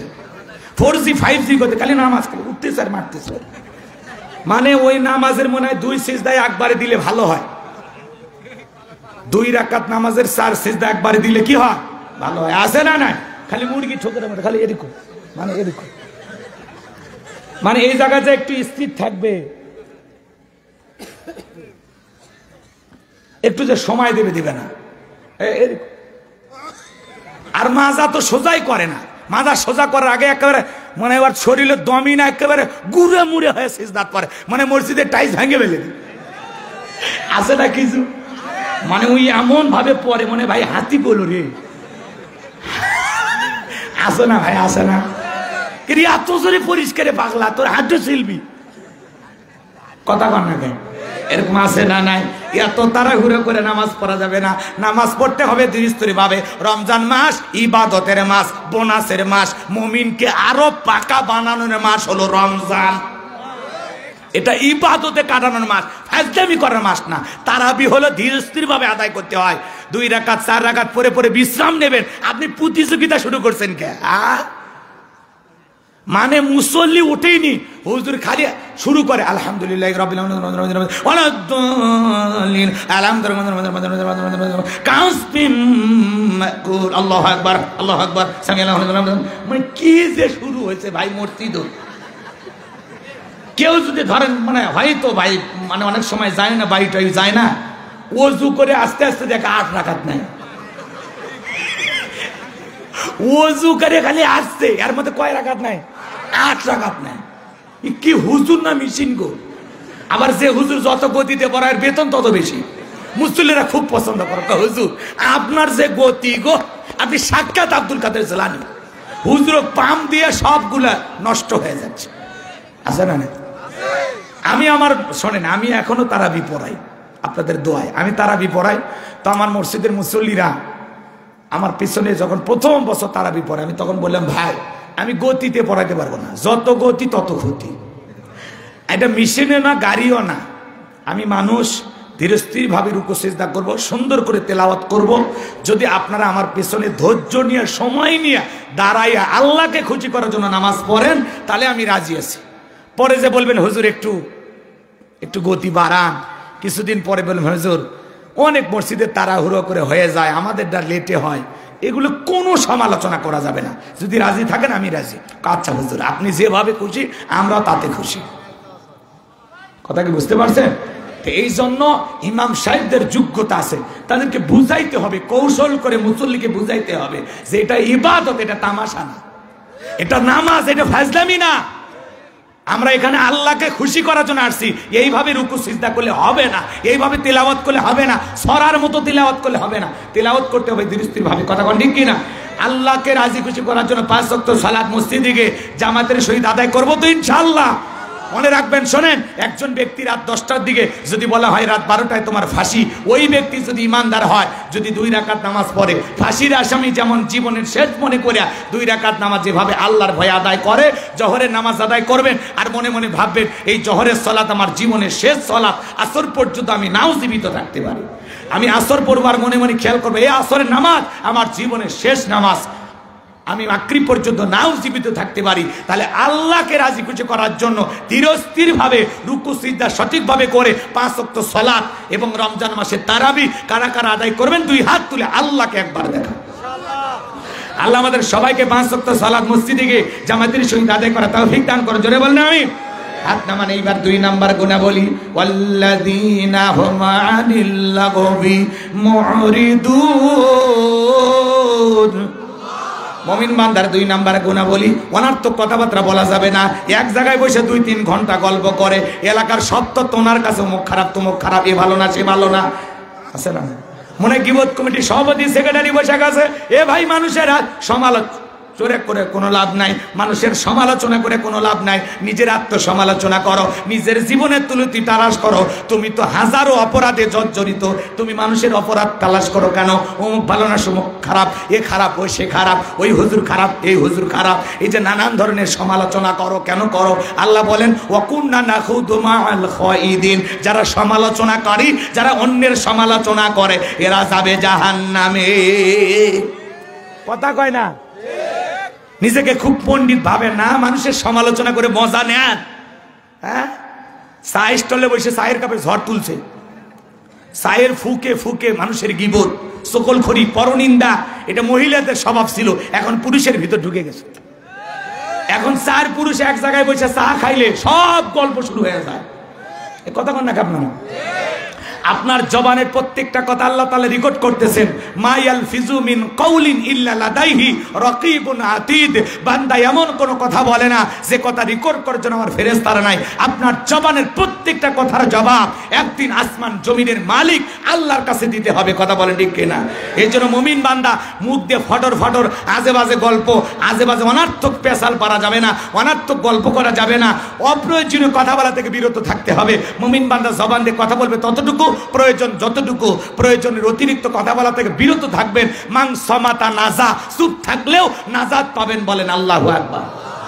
এত কথা কেন বলেন? আপনার কথা রেকর্ড হচ্ছে। আপনি যে মনে মনে আমারে গালি দেন, হ্যাঁ, আমি না শুনলে শুনেছে কি? গালি দেয় না? কথা কয় না কে? মনে মনে গালি দেয়, এই টেকালে আওয়াজ করে, হাসে না, নানা ধরনের সমালোচনা করে। জীবনে 5 মিনিট বক্তৃতা দেওয়ার অভ্যাস নাই। হুজুর 2-4 টাকা নিয়ে ওয়াজ করে সমালোচনা করে, হুজুর জাহান্নামে যাবে। তোর বাপের কাছে মানে জাহান্নাম, জান্নাতের কন্ট্রাক্টটা দিতেছে। কথা কন না কে? এরকম আছে না? না, একটা মানুষ জান্নাতে যাবে না জাহান্নামে যাবে, এটা দুনিয়ার কোনো মানুষের পক্ষে বলা কি সম্ভব? এটার ফয়সালা কে করবেন? তো তুমি কেন বলো ওই ব্যক্তি জাহান্নামী, ওই ব্যক্তি জান্নাতি? এটা আপনার আমার পক্ষে বলা সম্ভব? আল্লাহ যেন আমাদের হেদায়েত দান করেন। ভাই, নিজের পেরেশানিতে আমরা ব্যস্ত। আমি যে এত বক্তৃতা করতেছি, এত আমি নিজে যে জান্নাতে যাব এর কোনো গ্যারান্টি নাই। আমি মনে করি দুনিয়ার সবচাইতে পাপী বান্দা আমি। কথা কয় না কে? এটা ভাবা লাগবে। গৌরবের কিছু নাই, অহংকারের কিছু নাই। আমল কি এমন আমল করছেন, আল্লাহ যদি হিসাব চাই দিতে পারবেন? বনি ইসরায়েলের আল্লাহর একজন বান্দা 500 বছর ইবাদত করেছেন। এই 500 বছরে কবিরা গুনাহ তো দূরের কথা, একটা সগীরা গুনাহও করেনি। সুবহানাল্লাহ বলবেন না? কত বছর? কথা কয় না, কত বছর? 500 বছর আল্লাহর বান্দা ইবাদত করেছে। আমার আল্লাহ এই বান্দাকে কত ভালোবাসতেন জানেন? যে জায়গায় যেই দ্বীপে বসে ইবাদত করেছে, আল্লাহ জায়গায় মিষ্টি পানির ব্যবস্থা করেছে, ডালিম গাছ বেদেনার গাছের ব্যবস্থা করে দিয়েছে। ওই ডালিম ফল খায়, মিষ্টি পানি খায়, আর আল্লাহর ইবাদত করে। 500 বছর ইবাদত করার পরে কঠিন কিয়ামতের ময়দানে আমার আল্লাহ তাআলা বলবেন, আমার এই বান্দাকে আমার দয়ায় জান্নাত দাও। সুবহানাল্লাহ বলবেন? তখন ওই ব্যক্তি বলবেন, আল্লাহ আপনার দয়ায় জান্নাতে যাব, তাহলে 500 বছর ইবাদত করলাম, সেটা গেল কোথায়? আমার আল্লাহ দ্বিতীয়বার বলবেন, ও আমার ফেরেশতারা, আমার এই ব্যক্তিকে আমার দয়ায় জান্নাতে দাও। আল্লাহর বান্দা আবারও জিজ্ঞাসা করবে, আল্লাহ আপনার দয়ায় যদি আমি জান্নাতে যাই, তাহলে আমার 500 বছর ইবাদত কোন কাজে লাগলো? আমার আল্লাহ তখন ডেকে বলে, আমার এই বান্দাকে তোমরা জাহান্নামে নিয়ে যাও। জাহান্নামের গেট বরাবর যখন চলে যাবে, আমার আল্লাহ তখন ফেরেশতাদেরকে বলবে, থামো, আমার ওই বান্দাকে থামায়া দাও। ও বান্দা, তুমি আমার কাছে জানতে চেয়েছো তোমার 500 বছরের ইবাদত কোন কাজে লাগলো? আমি আল্লাহ পাক তোমার পা থেকে মাথা পর্যন্ত দিকের ভিতরে অনেক অঙ্গ প্রত্যঙ্গ, অনেক নিয়ামত দান করেছি। শুধুমাত্র একটা অঙ্গ প্রত্যঙ্গের হিসাব যদি আমি চাই, তোমার 500 বছরের ইবাদতের বিনিময়ে মনে করো হয় না। ধরে নিলাম আমি আল্লাহ তোমাকে 2টা সুন্দর চক্ষু দিয়েছি, এই 2টা চক্ষু বিনিময়ে 500 বছর ইবাদত কাটায় কাটা গেল। কথা বোঝেন নাই? তোমার এই চোখটা আমি আল্লাহ দিয়েছি, মনে করো 500 বছর ইবাদতে হবে না, ধরে নাও, নিলাম, মেনেই নিলাম। 500 বছরের ইবাদত করেছো, যার বিনিময়ে আমি তোমাকে 2টা চোখ দিয়েছি, 2টা সমান। এখন তুমি কি করবা বলো? আমি তো নাক দিয়েছি, কান দিয়েছি, এগুলোর হিসাব কি দিয়ে দিবা? 500 বছর ইবাদত করেছো, আমি আল্লাহ তোমাকে 2টা চোখ দিয়েছি, সমান। এখন বলো তোমার কি অবস্থা? তখন বলে, আল্লাহ আমি তো এইভাবে হিসাব করি নাই, আমার ভুল হয়ে গেছে। কারণ আল্লাহ তাআলা যে নিয়ামত দিয়েছেন, একটা নিয়ামতের শুকরিয়া কোটি কোটি বছর আদায় করেও শেষ করা যাবে। সুবহানাল্লাহ বলা যায় না? এই জন্য কোনো মানুষ নিজের আমলের কারণে জান্নাতে যাবে না, আল্লাহর দয়ায় জান্নাতে যাবে। কিন্তু যারা আমল করবে তাদের প্রতি আল্লাহ দয়া করবে। আবার ভাইবেন না যে আমল করবেন না আল্লাহ আপনারে দয়া করবে, এমনটা না। যারা আমল করবে, ইবাদত করবে, গোলামি করবে, তাদের প্রতি আল্লাহ দয়া করে মাফ করে জান্নাত দেবেন। কথা বলেন ঠিক কি না? তাহলে আমল করলে আল্লাহর কাছে দাম আছে, আমল না করলে কোনো দাম নাই। কিন্তু আমলের বড়াই করে যে জান্নাতে যাব, এমনটা আশা করে কোনো লাভ হবে? আমরা যত আমলই করি, কার দয়ায় জান্নাতে যাব? কার দয়ায়? কিন্তু আমল যারা করবে তাদের প্রতি আল্লাহ দয়া করবে। বলেন আল্লাহু আকবার। চলেন সামনের দিকে যাই বাজান, কথা অনেক বলা যায়, বলার সুযোগ হবে না। তাহলে মুমিন বান্দা জবান দিয়ে সে কথা বলবে যে কথা বলে সব হয়। মুমিন বান্দা টাকা পয়সা হয়ে গেলে অনার্থক কাজ করবে না। মুমিনের টাকা হলে মুমিন সিনেমা হল বানাবে না, যাত্রা গানের আয়োজন করবে না, গানের কনসার্ট দেবে না, মদের বার দেবে না, সিনেমা হল বানাবে না। মুমিনের টাকা হলে মুমিন মসজিদ বানাবে, মাদ্রাসা বানাবে, ঈদগাহ মাঠ বানাবে, কবরস্থান বানাবে, রাস্তার মধ্যে 10টা ফলের গাছ লাগায় দিবে, পুকুরের ঘাট বানায় দিবে। পুকুরের ঘাট ঠিকই বানানো থাকে, চতুর্দিকে কাঁটাতারের বেড়া, আর লেখা থাকে তালুকদার সাহেবের ভিআইপি পুকুর, জনসাধারণের প্রবেশ নিষেধ, কুকুর হইতে সাবধান। আছে না? তো এগুলো ভাই বড়াই করা যাবে না। আল্লাহ যদি সম্পদ দেয়, ভালো কাজে ব্যয় করতে হবে। কথা কোন ঠিক কিনা? ভালো করে বুঝবেন। মুমিন বান্দা 2 নাম্বার গুণাবলী, অনার্থক জিনিস কান দিয়ে শ্রবণ করা যাবে না। এই কান আল্লাহ গান শোনার জন্য দেয় না। যুবক রে, কানের ভিতর ইয়ারফোন লাগায় গান শোনো, রূপবানে নাচে কমর দোলাইয়া, আল্লাহর ফেরেশতারা কবরে পিটাবে ঝোলাইয়া ঝোলাইয়া। তুমি কুসকুস হতা হে শোনো, ধুম বাসালে ধুম, তোর খবর আছে। কথা কন ঠিক কিনা? যুবক রে, সিরাজগঞ্জের এক যুবক কানের ভিতর ইয়ারফোন লাগাইয়া রেল লাইন দিয়ে হাঁটে যাইতেছিল, ট্রেনে এসে ধাক্কা মারিয়া 3 টুকরা করে ধুয়ে গেছে। মরার পরেও কানের ভিতর ইয়ারফোন লাগানো ছিল। এখন কবরে যাও, ফেরেশতা তার জায়গা মতো বাদ্যযন্ত্র বাজায়া দেবে। কথা বলে ঠিক কিনা? এই কান আল্লাহ গান শোনার জন্য দেয় নাই। হক্কানি উলামায়ে কেরামদের বয়ান শুনতে হবে, ইসলামী সঙ্গীত শুনতে হবে, কোরআন তেলাওয়াত শ্রবণ করতে হবে। ভালো ভালো কান দিয়া ভালো ভালো কথা শ্রবণ করা দরকার আছে না নাই? তাহলে মুমিন বান্দার 2 নাম্বার গুণাবলী, মুমিন বান্দা জবান দিয়ে সে কথা বলবে যে কথা বলে সব হয়। মুমিন বান্দা সেই কাজ চালু করবে যে কাজ চালু করলে সব হয়। মুমিন বান্দা সেইটা শ্রবণ করবে যেইটা শুনলে সব হয়। এক কথায় সব আছে যেখানে, জোরে বলেন, সব আছে যেখানে আর গুনাহ আছে যেখানে আমরা নাই সেখানে। কথা বলে ঠিক কি না? এবার ভালো করে শোনো, মুমিন বান্দার 3 নাম্বার গুণাবলী। 4 নাম্বার গুণাবলীতে যুবকদের ওয়াজ আছে, একটু শোনো। 3 নাম্বার গুণাবলী আল্লাহ তাআলা জানায় দিলেন, ওয়াল্লাযীনা হুম লিয-যাকাতি ফাইলুন। মুমিন বান্দার 3 নাম্বার গুণাবলী, আল্লাহ যদি মুমিন বান্দাকে নিসাব পরিমাণের সম্পদের মালিক বানায় দেয়, মুমিন বান্দাকে আল্লাহ যদি ধনী বানায় দেয়, মুমিন বান্দা সক্রিয়ভাবে হিসাব করে করে বছরে কয় লাখ টাকার কয় হাজার টাকা যাকাত আসে, কয় কোটি টাকার কয় লাখ টাকা যাকাত আসে, মুমিন বান্দা হিসাব করে করে বছরে একবার যাকাত দেবে। কার ভয়ে? যাকাত দেওয়া নফল না ফরজ? যাকাত দেওয়া ফরজ। নামাজ যেমন ফরজ, যাকাত দেওয়া তেমনি ফরজ। যাকাত আসছে দারিদ্রতা বিমোচন করার জন্য, যাকাত আসছে অভাব মুক্ত সমাজ রাষ্ট্র দেশ গড়ার জন্য, যাকাত আসছে এই সমাজের পথে পড়ে থাকা মানুষের অধিকার নিশ্চিত করার জন্য, যাকাত আসছে রাস্তার এই পারে গাছতলা এই পারে 10 তলা তার ব্যবধান দূর করার জন্য। বলেন আল্লাহু আকবার। স্বাধীনতার 53 বছর কেটে গেল, যারা যাকাত দিচ্ছে দিয়েই যাচ্ছে, যারা নিয়ে যাচ্ছে নিয়ে যাচ্ছে, মানুষের ভাগ্যের কোনো পরিবর্তন হচ্ছে না। কারণ বাংলাদেশের মানুষ পাইছে যাকাত মানে শাড়ি লুঙ্গি। কথা কন নাকি ভাই? বিরক্ত হচ্ছে? দোয়া করবো, দোয়া করবো ভাই, একটু মনোযোগ দিয়ে শোনেন, কথাগুলো খুবই গুরুত্বপূর্ণ, একটু জানেন। 2-1 মিনিটের মধ্যে শেষ করে দেবো, কষ্ট আপনাদেরকে দেব না। আমার ভাইরা যে কথা বলতে চাচ্ছিলাম, যাকাত মানে শাড়ি লুঙ্গি। বড় লোক অমুক সেরাগালি বদনাও অমুক স্কুল মাঠে যাকাতের শাড়ি লুঙ্গি বিতরণ করবে, মানুষ গেছে 50,000, যাকাতের শাড়ি লুঙ্গি হলো 5,000। ঠেলা ঠেলি গুতাগুতি করে পায়ের তলে পড়ে মানুষ মরছে, এরকম ঘটনাও ঘটো কিনা? যারা পায়ের তলে ফেলে যাকাতের শাড়ি লুঙ্গি দিতে গিয়ে মানুষ মারছে, আপনার কি মনে হয় এই যাকাত দিয়ে জান্নাত? ওই মানুষ হত্যাকারী গুনাহ নিয়ে জাহান্নামে যেতে হবে। যাকাত দেওয়ার পদ্ধতি এইটা না। লোক দেখানো যাকাত দেন মিডিয়া কভার করার জন্য, ফেসবুকে নাম ফুটানোর জন্য, কথা কয় না। নিজের পরনে পরে থাকা আমানত শাহ লুঙ্গি 500 টাকা 1000 টাকা দাম, আর গরিবকে দেয় 200 টাকা লিটল লুঙ্গি, পরে থাকলে আমার জান্নাত জাহান্নাম সব বোঝা যায়।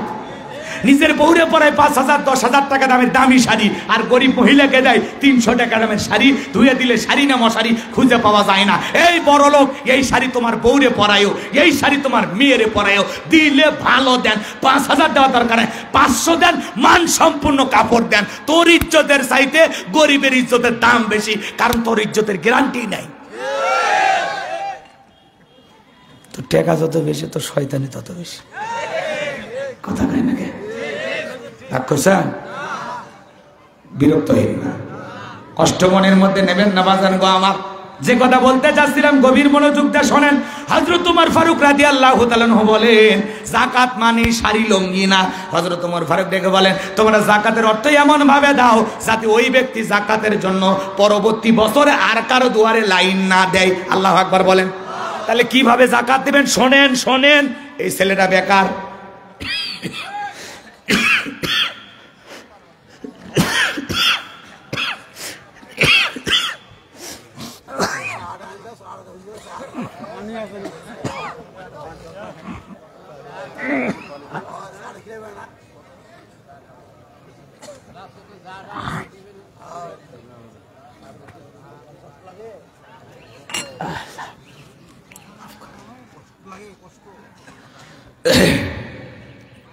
এই ছেলেটা বেকার বসে আছে, এটা যাকাতের 1.5 লাখ টাকা দিয়া একটা রিক্সা ভ্যান কিনে দেন, ওর একটা কর্মস্থানের ব্যবস্থা হয়ে গেল, দৈনিক 500-700 টাকা ইনকাম করতে পারবে। কতক্ষণ ঠিক কিনা?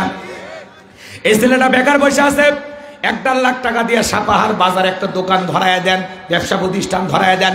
আল্লাহ চাইলে 5-7-10 বছর ব্যবসা করে ওই নিজেও যাকাত দেবে। সুবহানাল্লাহ। এই মহিলা আসছে যাকাত নিতে, কি করবেন? সেলাই মেশিন দেন, 2টা ছাগলের বাচ্চা কিনে দেন, 2টা গাভী গরু কিনে দেন, এগুলো লালন পালন করে ভাগ্যের চাকা ঘুরাবে।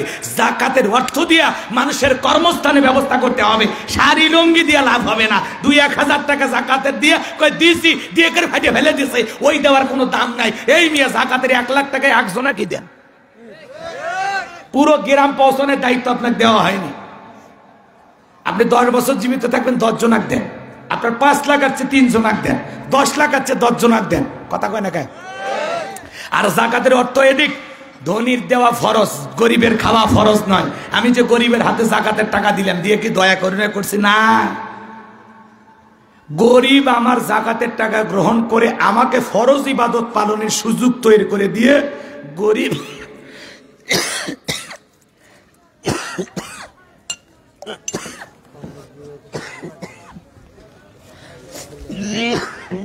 আল্লাহ আল্লাহ করে দাও, আধা ঘন্টা দয়া করো।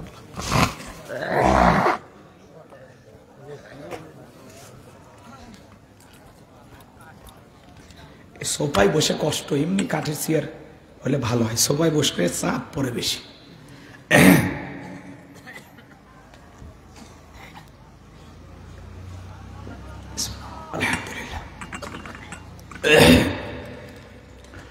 জাকাতের টাকা দিয়ে মানুষের কি করা লাগবে? কর্মসংস্থানের ব্যবস্থা করা লাগবে, কাজের সুযোগ সৃষ্টি করে দেওয়া লাগবে। এবং আমি যে ব্যক্তিকে জাকাতের টাকা দিলাম ওরে দিয়ে বলবো, ভাই এই যে জাকাতের টাকা দিলাম তুমি আর কারো কাছে ভিক্ষা টিকে চাইও না, এই টাকা দিয়ে যে কোনো একটা কর্ম করো। কথা কয় নাকি? এই টাকাটা দিলাম, এটা দিয়া নিজের রুজি অন্বেষণ করো, এটার মাধ্যমে নিজেকে পরিবর্তন করো, আর কারো দুয়ারে হাতটা পাইতো না। কথা কন ঠিক কিনা? এই জন্য দিলে দেওয়ার মতো দেওয়া লাগবে। 500 টাকা দিলে একটা মানুষের ভাগ্যের পরিবর্তন হয় না, কিন্তু 2 লাখ 1 লাখ টাকা দিয়ে একটা মানুষের যে কোনো একটা কর্মের সৃষ্টি করে দেওয়া যায়, একটা কাজের সুযোগ সৃষ্টি করে দেওয়া যায়। আমরা এইভাবে জাকাত দেব, আল্লাহ দেওয়ার তৌফিক দান করেন, জোরে বলেন আমিন। শোনেন, জাকাত এদিক খেয়াল করেন, বাংলাদেশের অর্থনীতি জাকাত ভিত্তিক না সুদ ভিত্তিক? একটু জোরে কন। সুদ ভিত্তিক অর্থনীতি হালাল না হারাম? সবাই বোঝেন তো, সুদ খাওয়া জায়েজ না হারাম? একটা সমাজের অর্থনীতি যদি সুদ ভিত্তিক হয়, সুদ ভিত্তিক অর্থনীতি নিঃসন্দেহে হারাম, আর যাকাত ভিত্তিক অর্থনীতি হলো হালাল। আল্লাহু আকবার বল। আমরা যদি যাকাত ভিত্তিক অর্থনীতি চালু করে, এদেশের অনেক মন্ত্রণালয় আছে, একটা যাকাত মন্ত্রণালয় চালু করা লাগবে। আর এদেশের বিজ্ঞ ইসলামিক স্কলার, দিনের দায়ী আলেমদের কাঁধে এই যাকাত মন্ত্রণালয় পরিচালনার দায়িত্ব ভার দেওয়া লাগবে। আলেমেরা কি করবে? এদেশের সমস্ত ধনীদের তালিকা করবে, ইনি ধনী, জাকাত আসছে 1 কোটি টাকা, কোনো মতে 5-10 লাখ টাকা জাকাত দিয়ে নিজের 90 লাখ টাকা জাকাত নিজে মারিয়ে খায়। এদেশের অধিকাংশ ধনী হিসাব করে জাকাত দেয় না। ইনি ধনী মানুষ, জাকাত আসছে 10 লাখ টাকা, 2-3 লাখ টাকা দিয়ে নিজের 6 লাখ টাকা জাকাত নিজে মেরে খায়। কারণ এই দেশের ধনীরাও যদি হিসাব করে ভালো মতো জাকাত দিত, এ দেশ অনেক আগে দারিদ্র মুক্ত হয়ে যেত। আল্লাহু আকবার বলেন। এই জন্য ধনী জাকাত দিতে চায় না, জাকাত আদায় করা লাগবে। কথা কয় না? আর আলেমেরাদের কাঁধে এই দায়িত্ব দেওয়া লাগবে। ওই গুমসুর ডালসোর বিকাশের টাকা চোর ওদেরকে দেওয়া যাবে না। যাদের কাছে চাল ডাল নিরাপদ নাই, একটা বয়স্ক ভাতার প্রতিবন্ধীর ভাতার কার্ড দিতে 2-4 হাজার খায়, ওই নেতার হাতে এই বিপুল পরিমাণে জাকাতের টাকা দিলে সব বিদেশে মাসার করবে। মাননীয় প্রধানমন্ত্রীর করোনা মহামারীর সময় 50 লক্ষ মানুষকে 2500 করে টাকা বিকাশে দিল। নেতা কি করেছিল? নিজের মেয়ের নামে সিম কিনা, নিজের বইয়ের নামে সিম কার্ড কিনা তার ভিতরে টাকা ঢুকেছে।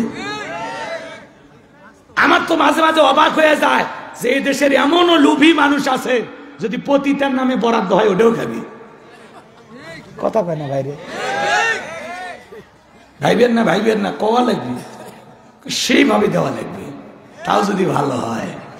কথা কয় না কেন? আল্লাহ ওদের হেদায়েত দান করুক, জোরে কোন আমিন। একটা গরিবের বরাদ্দকৃত চাল ডাল টাকা আপনি খান, আপনার লজ্জা লাগে না? আপনি বলে জনগণের সেবা করবেন, মানুষের থেকে ভোট চান আর কি কন? হ্যাঁ, একটু সেবা করার সুযোগ দেন, এটাই সেবা। হ্যাঁ, তোমার বিল্ডিং ওঠে আর জনগণ গরিব হয়ে যায়। হ্যাঁ, তোমার মোটর সাইকেল কেনার টাকা ছিল না, আজকে তুমি 5 বছর মেম্বারি করিয়া 10 বছর চেয়ারম্যানই করিয়া তুমি গাড়ি নিয়ে ঘরে টাকা পাইলে কই? জিব্রাইল দিছে। কথা কন না কেন? এই টাকাটা পাইলেন কই আপনি? বলেন, টাকা পাইছেন কই? সব জনগণের টাকা। কথা কন ঠিক? সমাজে এরকম আছে না? না, এই কথাগুলো বললে অনেকের মন খারাপ। দেশের বাজে 12টা, ওদের হয় ভুরি মোটা। দেশের বাজে 12টা, ওদের হয় ভুরি মোটা। এ দেশের ওরাই নেতা, এ দেশের ওরাই হোতা, সত্য কথা নাই বলিবার, চারিদিকে দেখি শুধু অন্ধকার, চারিদিকে দেখি শুধু অন্ধকার, নেই কোনো আশা, বন্ধ মুখের ভাষা, চারিদিকে দেখি শুধু অন্ধকার। সমাজে আছে না? না, আমি কিন্তু বাংলাদেশের কথা করছি না, সব ভারতের কথা। এ দেশের নেতারা সব আল্লাহর ওলি, সবাই তাহাজ্জুদ পরে কপাল সিলে কালো করছে। কথা কয় না কে? এ বাজান, মন খারাপ করবেন না, ভালো করে বোঝার চেষ্টা করবেন। ধনীদের কাছ থেকে জাকাত আদায় করা লাগবে, আর গরিবদের তালিকা করে জাকাত বন্টন করা লাগবে, আর এই দায়িত্ব আলেমদেরকে দেওয়া লাগবে। কারণ জাকাতের 8টা খাত আছে, কোন খাতে কোন ব্যক্তি জাকাত পাওয়ার উপযুক্ত এটা জানতে হলে তার কোরআন সুন্নাহর জ্ঞান থাকা লাগবে, যা জাহেলদের মাথায় নাই। কথা কয় না? এই জন্য আলেমেরা 10 বছর যদি জাকাত আদায় করে আর 10 বছর যদি গরিবের তালিকা করে বন্টন করে, জরিপ করে দেখা হয়েছে বাংলাদেশে 10 বছর পরে একজন গরিব জাকাতের জন্য খুঁজে পাওয়া যাবে না। মানে জাকাত নেবে এরকম একজন ব্যক্তি খুঁজে পাওয়া যাবে না। সুবহানাল্লাহ বলবেন না? এই জন্য মাননীয় প্রধানমন্ত্রী স্বপ্ন দেখেছেন দারিদ্র মুক্ত বাংলাদেশ গড়বেন। এটা বঙ্গবন্ধুরও স্বপ্ন, এটা আমাদেরও স্বপ্ন। কথা কয় না? তা আপনার স্বপ্ন যদি এটা হয়, অনুরোধের ভাষায় বলবো, আপনাদেরকে অর্ডার করার সাহস তো আমাদের নাই, অনুরোধের ভাষায় বলবো, দারিদ্র মুক্ত বাংলাদেশ যদি করতে চান, জাকাত ভিত্তিক অর্থনীতি চালু করে দিয়ে একটা জাকাত মন্ত্রণালয় চালু করে এদেশের বিশ্বস্ত ভালো আলেমদের দায়িত্ব দেন। বিশ্বাস করেন 10 বছর পরে বাংলাদেশ দারিদ্র মুক্ত হবে ইনশাআল্লাহ। আল্লাহ কবুল করেন, জোরে বলেন আমিন। 2 মিনিট একটা ঘটনা বলি। আল্লাহ নবী মুসা আলাইহিস সালামের নাম আপনারা শুনেছেন, শোনেননি? কারণকে যা বলে, কারণ তোরে জাকাত দিতে হবে, কারণ ডেকে বলে আমি জাকাত দেব না। আগে বলছি ধনী জাকাত দেবে না, কি করা লাগবে? কথা কয় না? ইনি ধনী, এনার কাছে হিসাব বলেন, ব্যাংকে কত টাকা আছে? হ্যাঁ ঠিক আছে। আপনার বালিশের নিচে কত, খাটের নিচে কত, বইয়ের শোকেসে কত? হ্যাঁ বলেন। ছেলের অ্যাকাউন্টে কত, বিবির অ্যাকাউন্টে কত? হ্যাঁ, আপনার জাকাত আসছে 2,75,72,500 টাকা। দেন দেন। কথা কয় না? 2 কোটি পাগলা। এমনও বাংলাদেশে মানুষ আছে যার জাকাতে আসবে 1000 কোটি টাকা, 1000 কোটি টাকা। আপনি কোন দেশে আছেন বুঝছেন না? এ দেশ পৃথিবীর উন্নত একটা দেশ, কিন্তু আমরা দেখতে ফকিরের মতো আছে, কিন্তু আসলে যে কি মাল আছে দেশে আপনি টের পাচ্ছেন না। কিন্তু সেটা সেই চোখ লাগায় অনুসন্ধান করা লাগবে। ওই যে তালেবান হুজুরে করে দেখে আপনাদের পছন্দ হলো না, 21 সালে ক্ষমতা আসছে, এটা 24 সাল, এখন পৃথিবীর উন্নত রাষ্ট্র হয়ে গেছে, মোল্লাগের কাছে দেশ গেলে নিরাপদ। দেখছেন পলিথিনের ব্যাগে করে টাকা নিয়ে যাচ্ছে। আল্লাহু আকবার বলেন। আফগানিস্তানে তালেবানেরা ক্ষমতায় আসার পর যেখানে আফিম হিরোইন চাষ হইতেছিল সেই জায়গায় তারা ডালিমের বাগান লাগাইছে। সেই ডালিমের জুস বানায়া তামাম পৃথিবীর মানুষের কাছে এখন তারা রোল মডেল হয়ে গেছে। বিশ্বের দরবারে তাদের ফল ফুট বিক্রি হচ্ছে। শুধুমাত্র তাই নয়, এ বাজান গো আমার, তালেবান, এই তালেবানেরা ক্ষমতায় আসার পর আফগানিস্তানের আল্লাহর একজন বান্দা পলিথিন ব্যাগ, আপনারা চেনেন তো, এই পলিথিন ব্যাগের ভিতরে লক্ষ লক্ষ টাকা নিয়ে রাস্তা দিয়ে হেঁটে যাচ্ছে। এটাই হলো কোরআনের শাসন ব্যবস্থা। আল্লাহর কোরআন দিয়ে যদি রাষ্ট্র পরিচালনা করতে পারেন, আল্লাহর কোরআনের সমাজ ব্যবস্থা যদি কায়েম করতে পারেন, পলিথিনের ব্যাগে করে টাকা নিয়ে যাবেন, কেউ চিন্তাই করবে না, থাবা মারবে না, সেই সাহস কারো হবে না। চিৎকার মেরে বলেন আল্লাহু আকবার। আমরা ইতিহাসের পাতায় পড়েছিলাম, নিজের চোখে আমরা আফগানিস্তানে দেখতেছি। আপনারা দেখছেন না ছবিটা? এই যুবক, এই মোবাইল চালাও না কি চালাও, দেখো নাই? আফগানিস্তানে আল্লাহর একজন বান্দা পথিক হেঁটে যাচ্ছেন পলিথিনের ব্যাগে করে টাকা নিয়ে। সুবহানাল্লাহ। পলিথিনের ব্যাগে করে লক্ষ লক্ষ টাকা, পলিথিন ভর্তি টাকা নিয়ে হেঁটে যাচ্ছে, কেউ থাবা মারে না। আর এদেশে পুলিশের পরিচয় দিয়া ব্যাংকে একজন 20 লাখ টাকা রাখতে গেছে, তখন কয়ে বাইরাই বাইরাই অক নিয়ে যায় 20 লাখ টাকা 2 পুলিশ ছিনতাই করছে, ব্যাংকের ভিতরে টাকা জমা দিচ্ছে, ওখান থেকে ধরে নিয়ে যা 20 লাখ ছিনতাই করছে। কথা কন না কে? সেই রিপোর্ট আপনারা ভুলে গেছেন, ওই নিউজ আমার কাছে আছে, দেবনি পরে, কয়েকদিন আগের ঘটনা, নাই না? তাহলে চিন্তা করেন, ব্যাংকে টাকা রাখতে গেলে ওইটিও ছিনতাই হয়। আর ওই দেশে পলিথিনের ব্যাগে টাকা নিয়ে ঘরে ছিনতাই হওয়ার কোনো টেনশন। কি দিয়ে পরিচালনা হয়? কথা মানে কি দিয়ে? তাহলে আপনারা কি বুঝতে পারতেছেন আজও পৃথিবীতে যে কয়টা রাষ্ট্রে কোরআনের আইন আছে সেই রাষ্ট্রগুলোতে শান্তি আছে না নাই? ওই রাষ্ট্রে কোনো অভাব অনটন আছে নাই? আল্লাহু আকবার বলেন। এখন পৃথিবীর সবচাইতে বিশ্বস্ত এবং মানুষের কাছে শিক্ষণীয় এবং পুরো পৃথিবীর জালেম শাসকদের কাছে, পশ্চিমা নেতাদের কাছে এখন আফগানিস্তানকে তারাও স্বীকৃতি দিতে বাধ্য হচ্ছে যে না, এরা এগিয়ে যাচ্ছে। তাদের মুদ্রার দাম বেড়ে গেছে। আল্লাহু আকবার বলেন। আরো এগিয়ে যাবে আফগানিস্তান, কারণ তালেবানদের ভিতরে আছে কোরআন। কথা বলেন ঠিক কি না? আল্লাহ কবুল করেন, জোরে বলেন আমিন। আমার ভাইয়েরা, যে কথা বলতে চাচ্ছিলাম ভালো করে বুঝবেন, যে কথা বলতে চাচ্ছিলাম, আল্লাহ নবী মুসা আলাইহিস সালাম ডেকে বলে কারণ যাকাত দিতে হবে, কারণ ডেকে বলে আমি যাকাত দিতে পারবো না। আল্লাহর পয়গম্বর মুসা নবী ডেকে বলে কারণ রে, যাকাত না দিলে যাকাত আদায় করা হবে। কি করা হবে? আদায় করা হবে। এই কথা শোনার পর কারণ তাকায় দেখে মুসা নবী রেগে গেলে মাথার টুপি ভেদ করে চুল খাড়া হয়ে যায়। চোখে মুখের আগের দৃশ্য দেখার পর ডেকে বলে ও নবী মুসা, যাকাত দিতে হবে কত? পয়গম্বর ডেকে বলে শতকরা 2.5% দিতে হবে। কারণ ডেকে বলে ঠিক আছে, আমাকে একটু হিসাব নিকাশ করার সময় দেন। এই কথা বলে বাজান গো আমার, ভালো করে বোঝার চেষ্টা করবেন। মুসা আলাইহিস সালাম চলে গেলেন। এইবার কারণ হিসাব নিকাশ শুরু করে দিল। এই কারণকে আল্লাহ এত সম্পদ দিয়েছিল, 70টা উট লাগতো চাবি বহন করতে। চাবি যদি এত হয় তালা কত, আর তালা যদি এত হয় সিন্ধুকে মাল কত, ছোট মাথায় ধরবে না। এইবার কারণ হিসাব নিকাশ করে দেখে কয়েক রাত কয়েক দিন যদি হাজার হাজার কর্মচারী দিয়া যাকাতের টাকাটা বন্টন করা হয়, এরপরে টাকা দিয়ে ফুরাবে না, এত পরিমাণে যাকাত আসছে। এমনি তো কৃপণ পায়ে স্যান্ডেল দেয় না ক্ষয় যাবে বলে, গায়ে জামা পরে না ছিঁড়ে যাবে বলে, সেই কৃপণকে এত টাকা যাকাত দিতে পারে? কথা কন না কেন? ভালো করে বোঝার চেষ্টা করবেন। এইবার কারণ হিসাব নিকাশ করে দেখে না, আমার পক্ষে এত যাকাত দেওয়া সম্ভব নয়। এলাকা একটা 2 নাম্বার মহিলা ছিল, নাম হলো সবদা। এই সবদা নামের পতিতার কাছে যে বলে, সবদা রে 2 বস্তা টাকা তোরে দেবো, অ্যাডভান্স হিসাবে আজকে 1 বস্তা টাকা দিয়েলাম, আগামী কালকে সাক্ষী দেওয়ার পরে আর 1 বস্তা টাকা দেব। বিনিময়ে আল্লাহ নবী মুসা আলাইহিস সালাম যে মজলিসে দাঁড়াইয়া আল্লাহর পথে মানুষকে দাওয়াত দিবে, ওই ভরা মজলিসে দাঁড়াইয়া একবার শুধু বলবি, মুসা নবী দিনের বেলা ওয়াজ করে আর রাতের বেলা আমি সবদার সাথে রাত কাটাই, বাস এতটুকু কথা বললে যথেষ্ট, বাকি যা করার আমি করব। যেহেতু সবদা 2 নাম্বার মহিলা রাজি হয়ে গেল। পরের দিন সকালবেলা আল্লাহর পয়গম্বর মুসা আলাইহিস সালাম দেশের হাজার হাজার জনগণের সামনে ওয়াজ করতেছেন, তাওহীদের কথা বলতেছেন, রিসালাতের কথা বলতেছেন, মানুষকে আল্লাহর পথে দাওয়াত দিতেছেন। ওই ভরা মজলিসে সবদা মুসা আলাইহিস সালামের আলোচনা শোনার পর পাষাণ হৃদয় গইলা চোখ দিয়া পানি ঝরতেছে। কারণ কালে ইশারাতে বলে সবদা দাঁড়া, বলেন আর একটু শুনি, কোনো না শুনতে দেওয়া যাবে না। এ বাজান গো আমার, 2 জন লোক পাঠায় দিল, তাড়াতাড়ি সবদাকে দাঁড় করে দাও।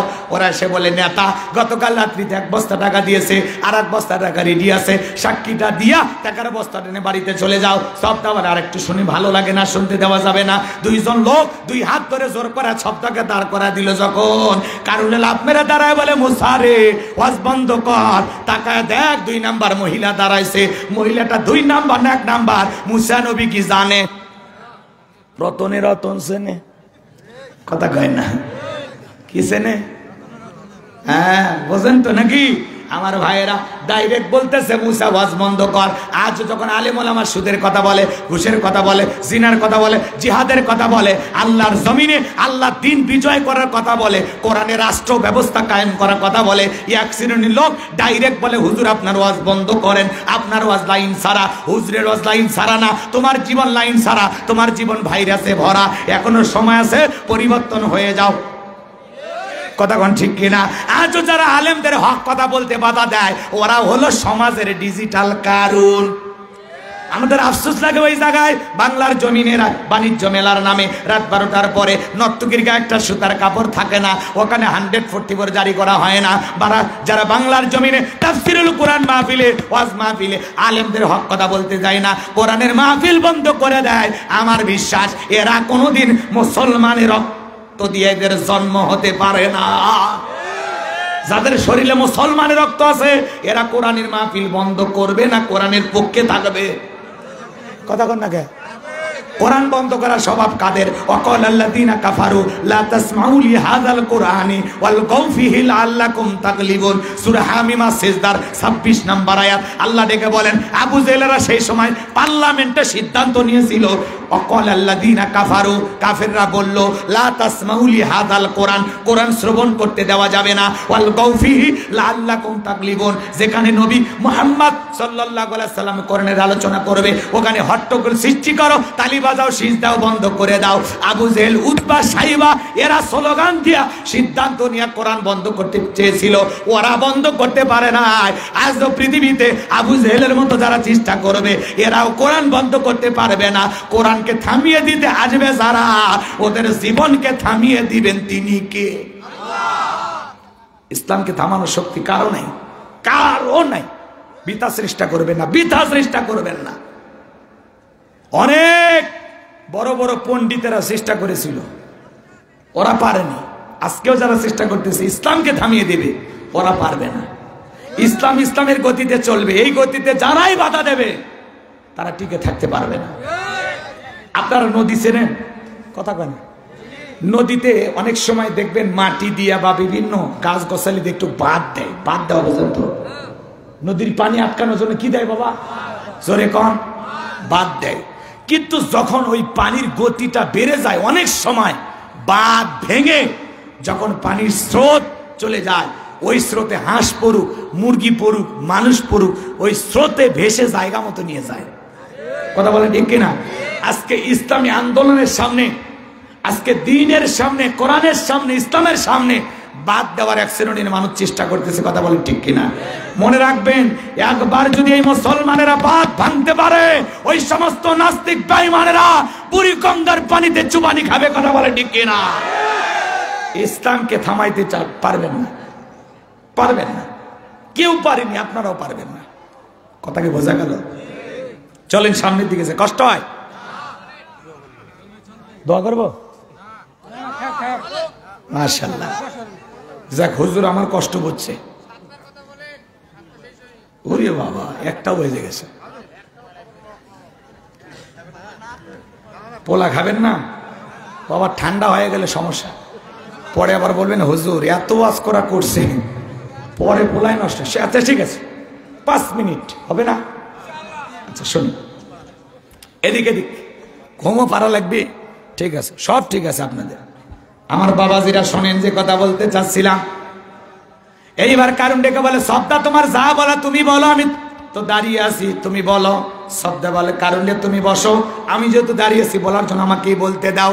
এইবার সবদা ডেকে বলে, জনগণ, এ ভাই বসে, পোলা দিচ্ছি। আমার ভাইয়েরা ভালো করে বোঝার চেষ্টা করবেন। সবদাইবার ডেকে বলতে চাও, জনগণ শোনো দিয়া মন, আমি জীবনে কোনোদিন মুসা নবীকে দেখি নাই। আজকে মুসা নবীকে দেখার পর আমার পাষাণ হৃদয় গলে গেছে।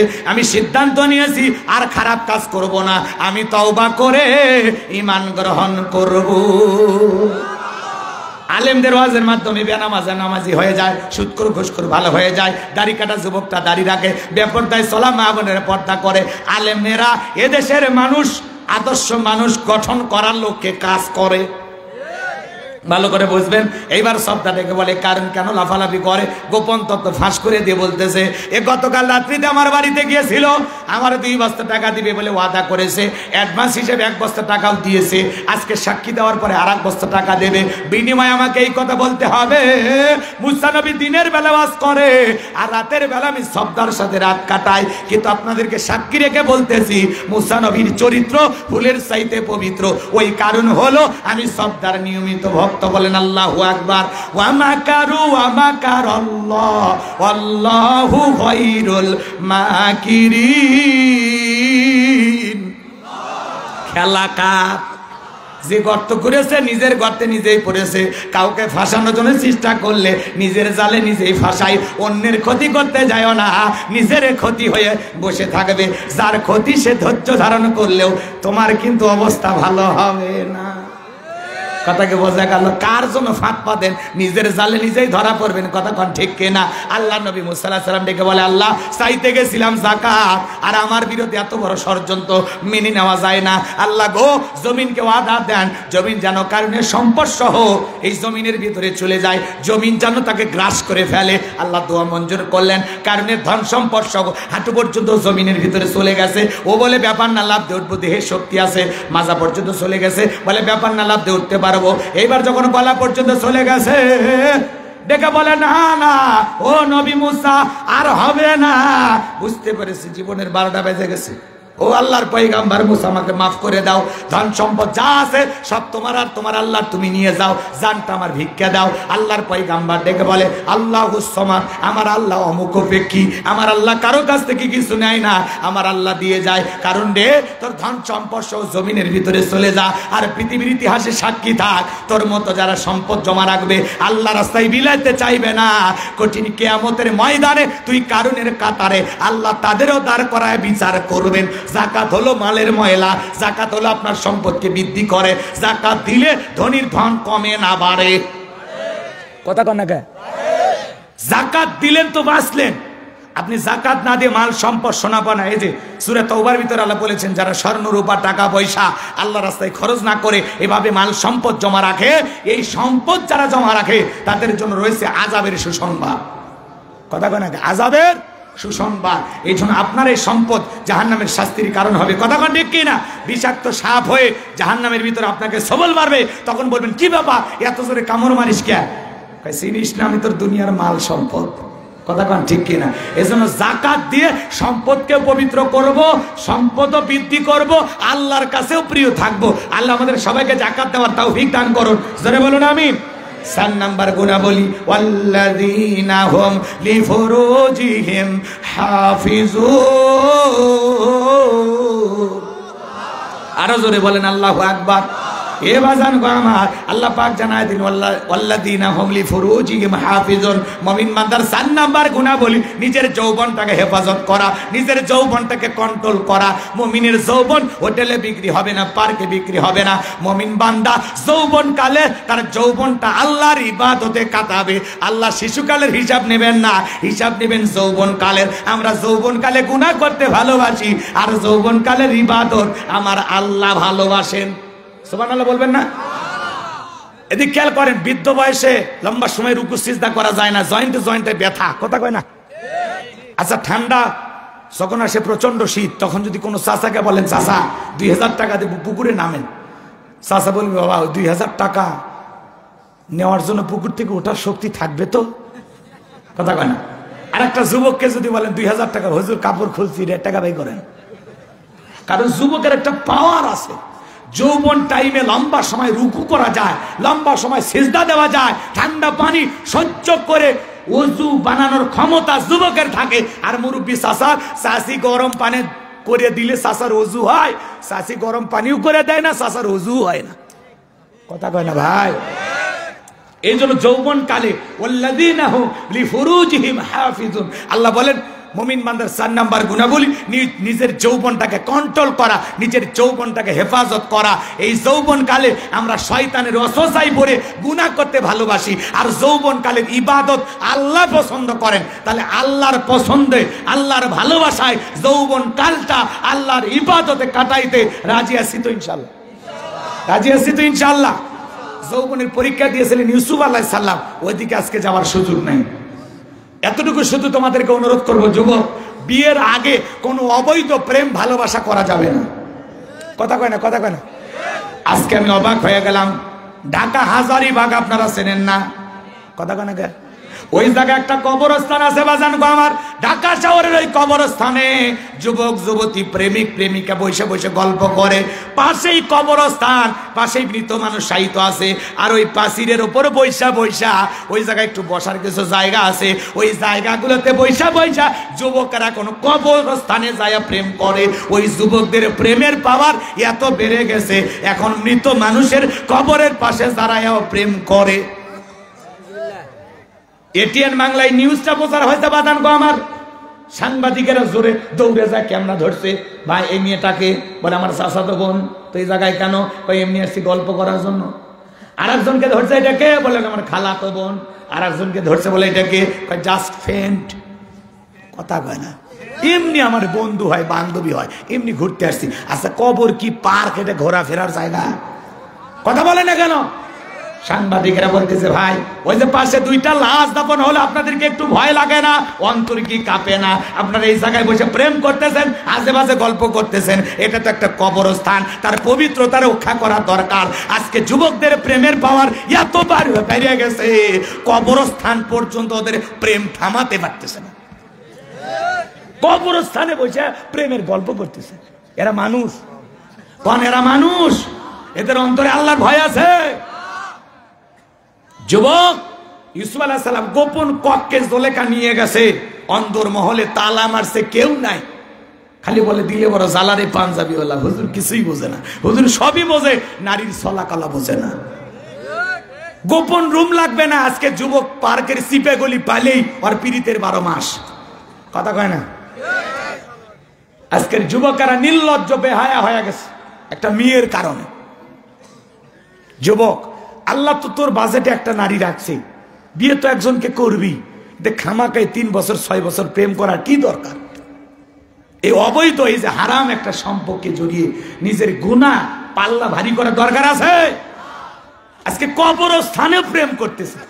এই ভিডিও দেখে আমি অবাক হয়ে গেলাম যে মানুষের অন্তরে ভয় নাই, আল্লাহর ভয় নাই। যদি আল্লাহর ভয় থাকতো তাহলে কবরস্থানের মতো একটা পবিত্র জায়গায় মানুষের মৃত্যু হওয়ার পরে যেখানে শেষ বান্ধবীর হাত ধরে প্রেম করো, বান্ধবীকে জড়ায়ে ধরো, তোদের মতো অসভ্য নির্লজ্জ বেহায়া যুবক আর দুনিয়ার জমিনে কেউ হতে পারে না।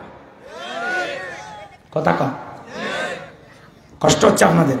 আল্লাহ যুবকদেরকে হেদায়েত দান করুন। আরো জোরে বলুন আমি। হে যুবক, মনে করেন না জঙ্গল প্রেম করার জন্য মঙ্গল। জঙ্গলে কেউ না দেখলে একজন দেখেন তিনিকে, পিতা মাতার চোখকে ফাঁকি দিতে পারো। রাত 2টার দিকে শেফালির দরজায় যা ডাক দাও, হে যুবক তুমি কি মনে করেছো? ওই ভিডিও কিন্তু ফেরেশতাদের কাছে আছে। চাচা আপনার 70-80 বছর বয়স হয়ে গেছে, এখন তো আর কিছুই নাই, বলতেছেন ভাতিজাই ওয়াজ শুনে আমার লাভ নাই, কিন্তু আপনার বয়স যখন 25 ছিল 22 ছিল, ও চাচা ওই যে সয়ালা নৌকা চড়িয়া ওই যে নদী পার হইয়া ওই যে চরের ভিতর ওই যে কাশফুলের ওই সাইডে, সেই দিনের কথা আপনি ভুলে গেলে ফেরেশতারা ঠিকই লিখে রাখছে। হযরত আলী রাদিয়াল্লাহু তাআলা বলেন, তোমরা যৌবনের তাড়নায় গুনাহ করো, একদিন তোমাদের যৌবন থাকবে না, আমলনামায় গুনাহ ঠিকই লেখা থাকবে। কথা কয় না? এজন্য আপনাদেরকে অনুরোধের ভাষায় বলে দিয়ে যায়, সন্তানদেরকে কন্ট্রোল করেন। আপনার ছেলেটা যুবক হয়ে গেছে, একটা ছেলে যখন 15-16 বছর বয়স হয়ে যায়, এরা যৌবন প্রাপ্ত হয়, মা বাবা তখন থেকে বলে নিজের পায়ে দাঁড়া, নিজের পায়ে খাড়া হ। ও তো নিজের পায়ে দাঁড়াছে নাকি মা বাবার পা ধার নেছে? কথা কয় না? আজকের যুব সমাজ নষ্ট হয়ে যাচ্ছে। ক্লাস 5, 6, 7 এ পড়ে, এর 18টা সিন। কথা কয় না? আজকের যুব সমাজ নষ্ট হয়ে গেছে। আগে আমরা দাখিল আলিম পরীক্ষা দিয়েছি, প্রেম ভালোবাসা কি আমরা বুঝি না।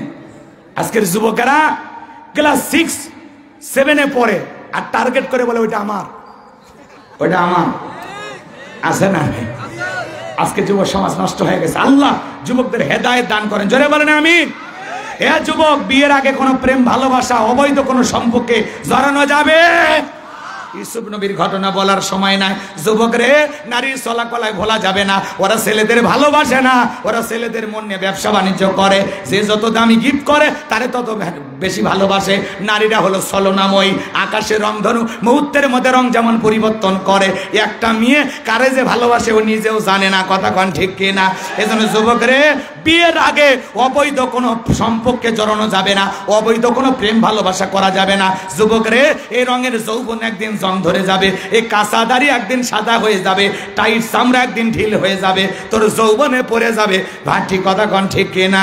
তোমার গহনা দিন ফু রাইয়া যাইবে, গহনা দিন ফু রাইয়া যাইবে, যৌবনে লাগবে বাটি। ওই যে দেখো ডাকিতেছে তোমায় কবরের মাটি, ওই যে দেখো ডাকিতেছে তোমায় কবরের মাটি। বলবো? কষ্ট হচ্ছে আপনাদের? লিল্লাহে তাকবীর। যেদিন সন্ধ্যার আগে ডুববে রে বেলা, এক মিনিটেই ভেঙ্গে যাবে তোর রঙ্গেরই মেলা, যেদিন সন্ধ্যার আগেই ডুববে রে বেলা, এক নিমিষেই ভেঙ্গে যাবে তোর রঙ্গেরই মেলা। কারে দিবা তুমি জোরে ধমক, কারে দিবা তুমি জোরে ধমক, কারবা মাথায় ভাঙবা লাঠি, ওই যে দেখো ডাকিতেছে তোমায় কবরের মাটি, ওই যে দেখো ডাকিতেছে তোমায় কবরের মাটি। খবর পেয়ে আসবে আত্মীয় স্বজন, তোমারই চার পাশে পয়সা সবাই করিবে কান্দন, সাজাইবে তোমায় মনের মতন, সাজাইবে তোমায় মনের মতন, কি সুন্দর পরিপাটি, ওই যে দেখো ডাকিতেছে তোমায় কবরের মাটি, ওই যে দেখো ডাকিতেছে তোমায় কবরের মাটি। গইরা মরো তুমি ফিরা মরো তুমি মায়ারি পিছে, এত আশা ভালোবাসা সবই যে মিশে। কথা বল, কষ্ট পাচ্ছেন? গইরা মরো তুমি ফিরা মরো তুমি মায়ারি পিছে, এত আশা ভালোবাসা সবই যে মিশে। কোন দিন জানো আইসা পরে, কোন দিন জানো আইসা পরে আজরাইলের হাতের চিঠি, ওই যে দেখো ডাকিতেছে তোমায় কবরের মাটি, ওই যে দেখো ডাকিতেছে তোমায় কবরের মাটি। কথা বলেন ঠিক কিনা? তাহলে যুবক রে, 4 নাম্বার গুনাহ বলি, ওয়াল্লাযীনা হুম লিফুরুজিহিম হাফিজুন, নিজের যৌবনটাকে সংযত রাখা, নিজের যৌবনটাকে কন্ট্রোল করা। আমরা যৌবনকালে ইবাদত করে কাটাবো কার জন্য? আল্লাহর ভালোবাসা, আল্লাহর ইবাদত করে। কারা কারা যৌবনটা কাটাইতে চান 2 হাত তুলে দেখান। আল্লাহ আমাদেরকে যৌবনের সময়টা আল্লাহর ইবাদতের কারণে তৌফিক দান করুন। জোরে বলুন আমিন। হাত নামান। তাহলে অবৈধ কোনো প্রেম ভালোবাসা করা যাবে না। যার সম্পর্ক হবে বৈধ বিবাহ করার পরে হালাল স্ত্রীর সাথে। কথা কয় টাকা? একটা ছেলে 16 বছরে যৌবন পায়, মা বাবার তখন থেকে বলে বাবা নিজের পায়ে দাঁড়া। 32 বছরে বিয়ে দেয়, বাকি 16 বছরকে আঙ্গুল চুষেছিল। এই দায়িত্ব কে নেবে? এজন্য ছেলে পেলের বয়স হয়ে গেলেই খুব দ্রুত বিবাহের ব্যবস্থা করবেন। যে সমাজে বিয়ে সহজ ওই সমাজে জেনা কঠিন, আর যে সমাজে বিয়ে করা কঠিন সেই সমাজে কি জেনা করা সহজ। আর এখনকার জামানা একটা সিম কার্ড পাইলেই সব সম্ভব। কথা কয় না? এখনকার যুবকের আবার বান্ধবীক দেখা নিয়ে যে একা প্রেম করে না, 4-5 জন বন্ধু মিলে গণধর্ষণ করে ছেড়ে দেয়। তারপরে আবার ওই শয়তানগুলো ধরে নিয়ে যায়, পুলিশ সাইজ করে। কারণ এখনকার যুবকেরা নোংরা, একেবারে সেই নোংরা।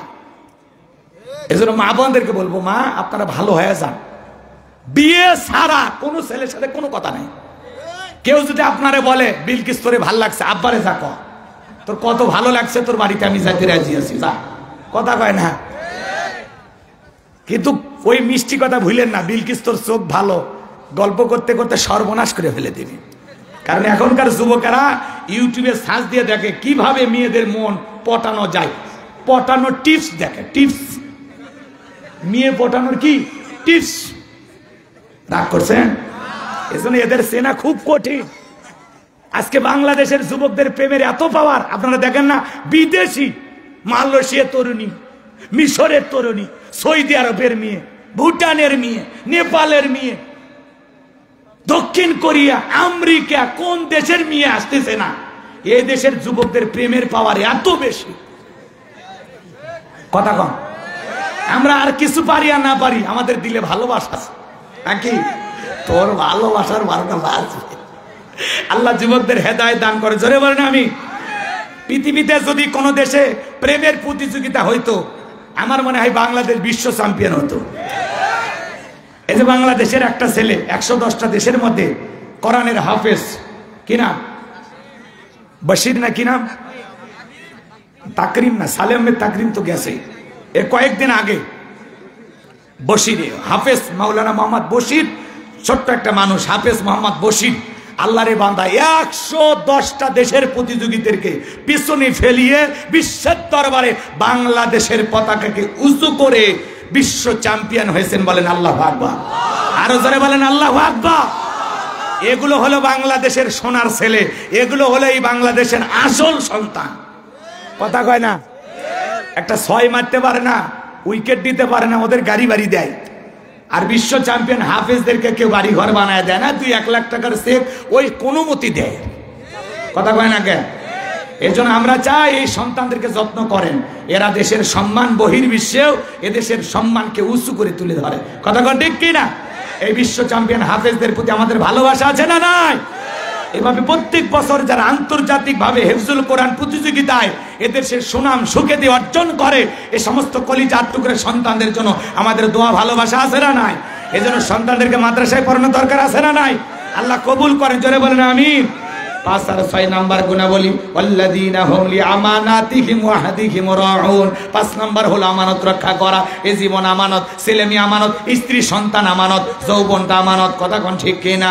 আমার ভাইয়েরা, বক্তার কাছে শ্রোতার আমানত, ইমামের কাছে মুসল্লির আমানত, শিক্ষকের কাছে ছাত্র ছাত্রী আমানত, মেম্বারের কাছে ওয়ার্ডবাসী আমানত, চেয়ারম্যানের কাছে ইউনিয়ন বেশি আমানত, এমপির কাছে নির্বাচনী এলাকার মানুষ আমানত, মাননীয় প্রধানমন্ত্রীর কাছে বাংলাদেশের 18 কোটি জনগণ হলো আমানত। তাহলে 5 নাম্বার আমানত রক্ষা করা, আমানতের খেয়ানত করা যাবে। 6 নাম্বার হলো ওয়াদা প্রতিশ্রুতি রক্ষা করা। মুমিন মুখে যা বলে অন্তরে তা বিশ্বাস করে, কাজে তা বাস্তবায়ন করে। মুমিন কোনোদিন প্রতিশ্রুতি ভঙ্গকারী হতে পারে না। তাহলে জবান দিয়ে যা বলবেন আপনার কথায় কাজে মিল থাকা লাগবে। কথা কয় না কেন? মুমিন বান্দা জবান দিয়ে সে কথা এদিক খেয়াল করেন। মুমিন বান্দা মুখে যা বলবে অন্তরে তা বিশ্বাস করবে, কাজে তা বাস্তবায়ন করবে। মুমিন কোনোদিন প্রতিশ্রুতি ভঙ্গকারী হতে পারে? তাহলে 6 নাম্বার ওয়াদা প্রতিশ্রুতি ঠিক রাখা। দেখেন না, নেতারা নির্বাচনের সময় মৌসুমী ওয়াদা দেয়, পরে ওয়াদার আর নেতার খুঁজে পাওয়া যায় না। কথায় কাজে মিল থাকে। 7 নাম্বার হলো ওয়াল্লাযীনা হুম আলা সালাওয়াতিহিম ইউহাফিজুন। আল্লাহ দেখে বলেন 7 নাম্বার হলো নিজেদের সালাতের প্রতি যত্নবান হওয়া। যে ব্যক্তি যত্ন সহকারে আল্লাহর ভয় নিয়ে সালাত আদায় করে, এ বাজান গো আমার, যে ব্যক্তি আসরের নামাজ পড়ে মাগরিব পর্যন্ত মসজিদে মনটা টাঙানো থাকে, মাগরিব পরে এশা পর্যন্ত টাঙানো থাকে, আবার এশা পরে ফজর পর্যন্ত মসজিদে মনটা টাঙানো থাকে, যে সালাতের প্রতি খুবই যত্নবান, একা নামাজ পড়লে হবে না, বিবিকেও নামাজি বানাইতে হবে, ছেলে মেয়েদেরকেও নামাজি বানাইতে হবে। একটা পরিবারে 4 জন সদস্য, সবাই যদি নামাজ পড়ে ভালো লাগে না খারাপ লাগে?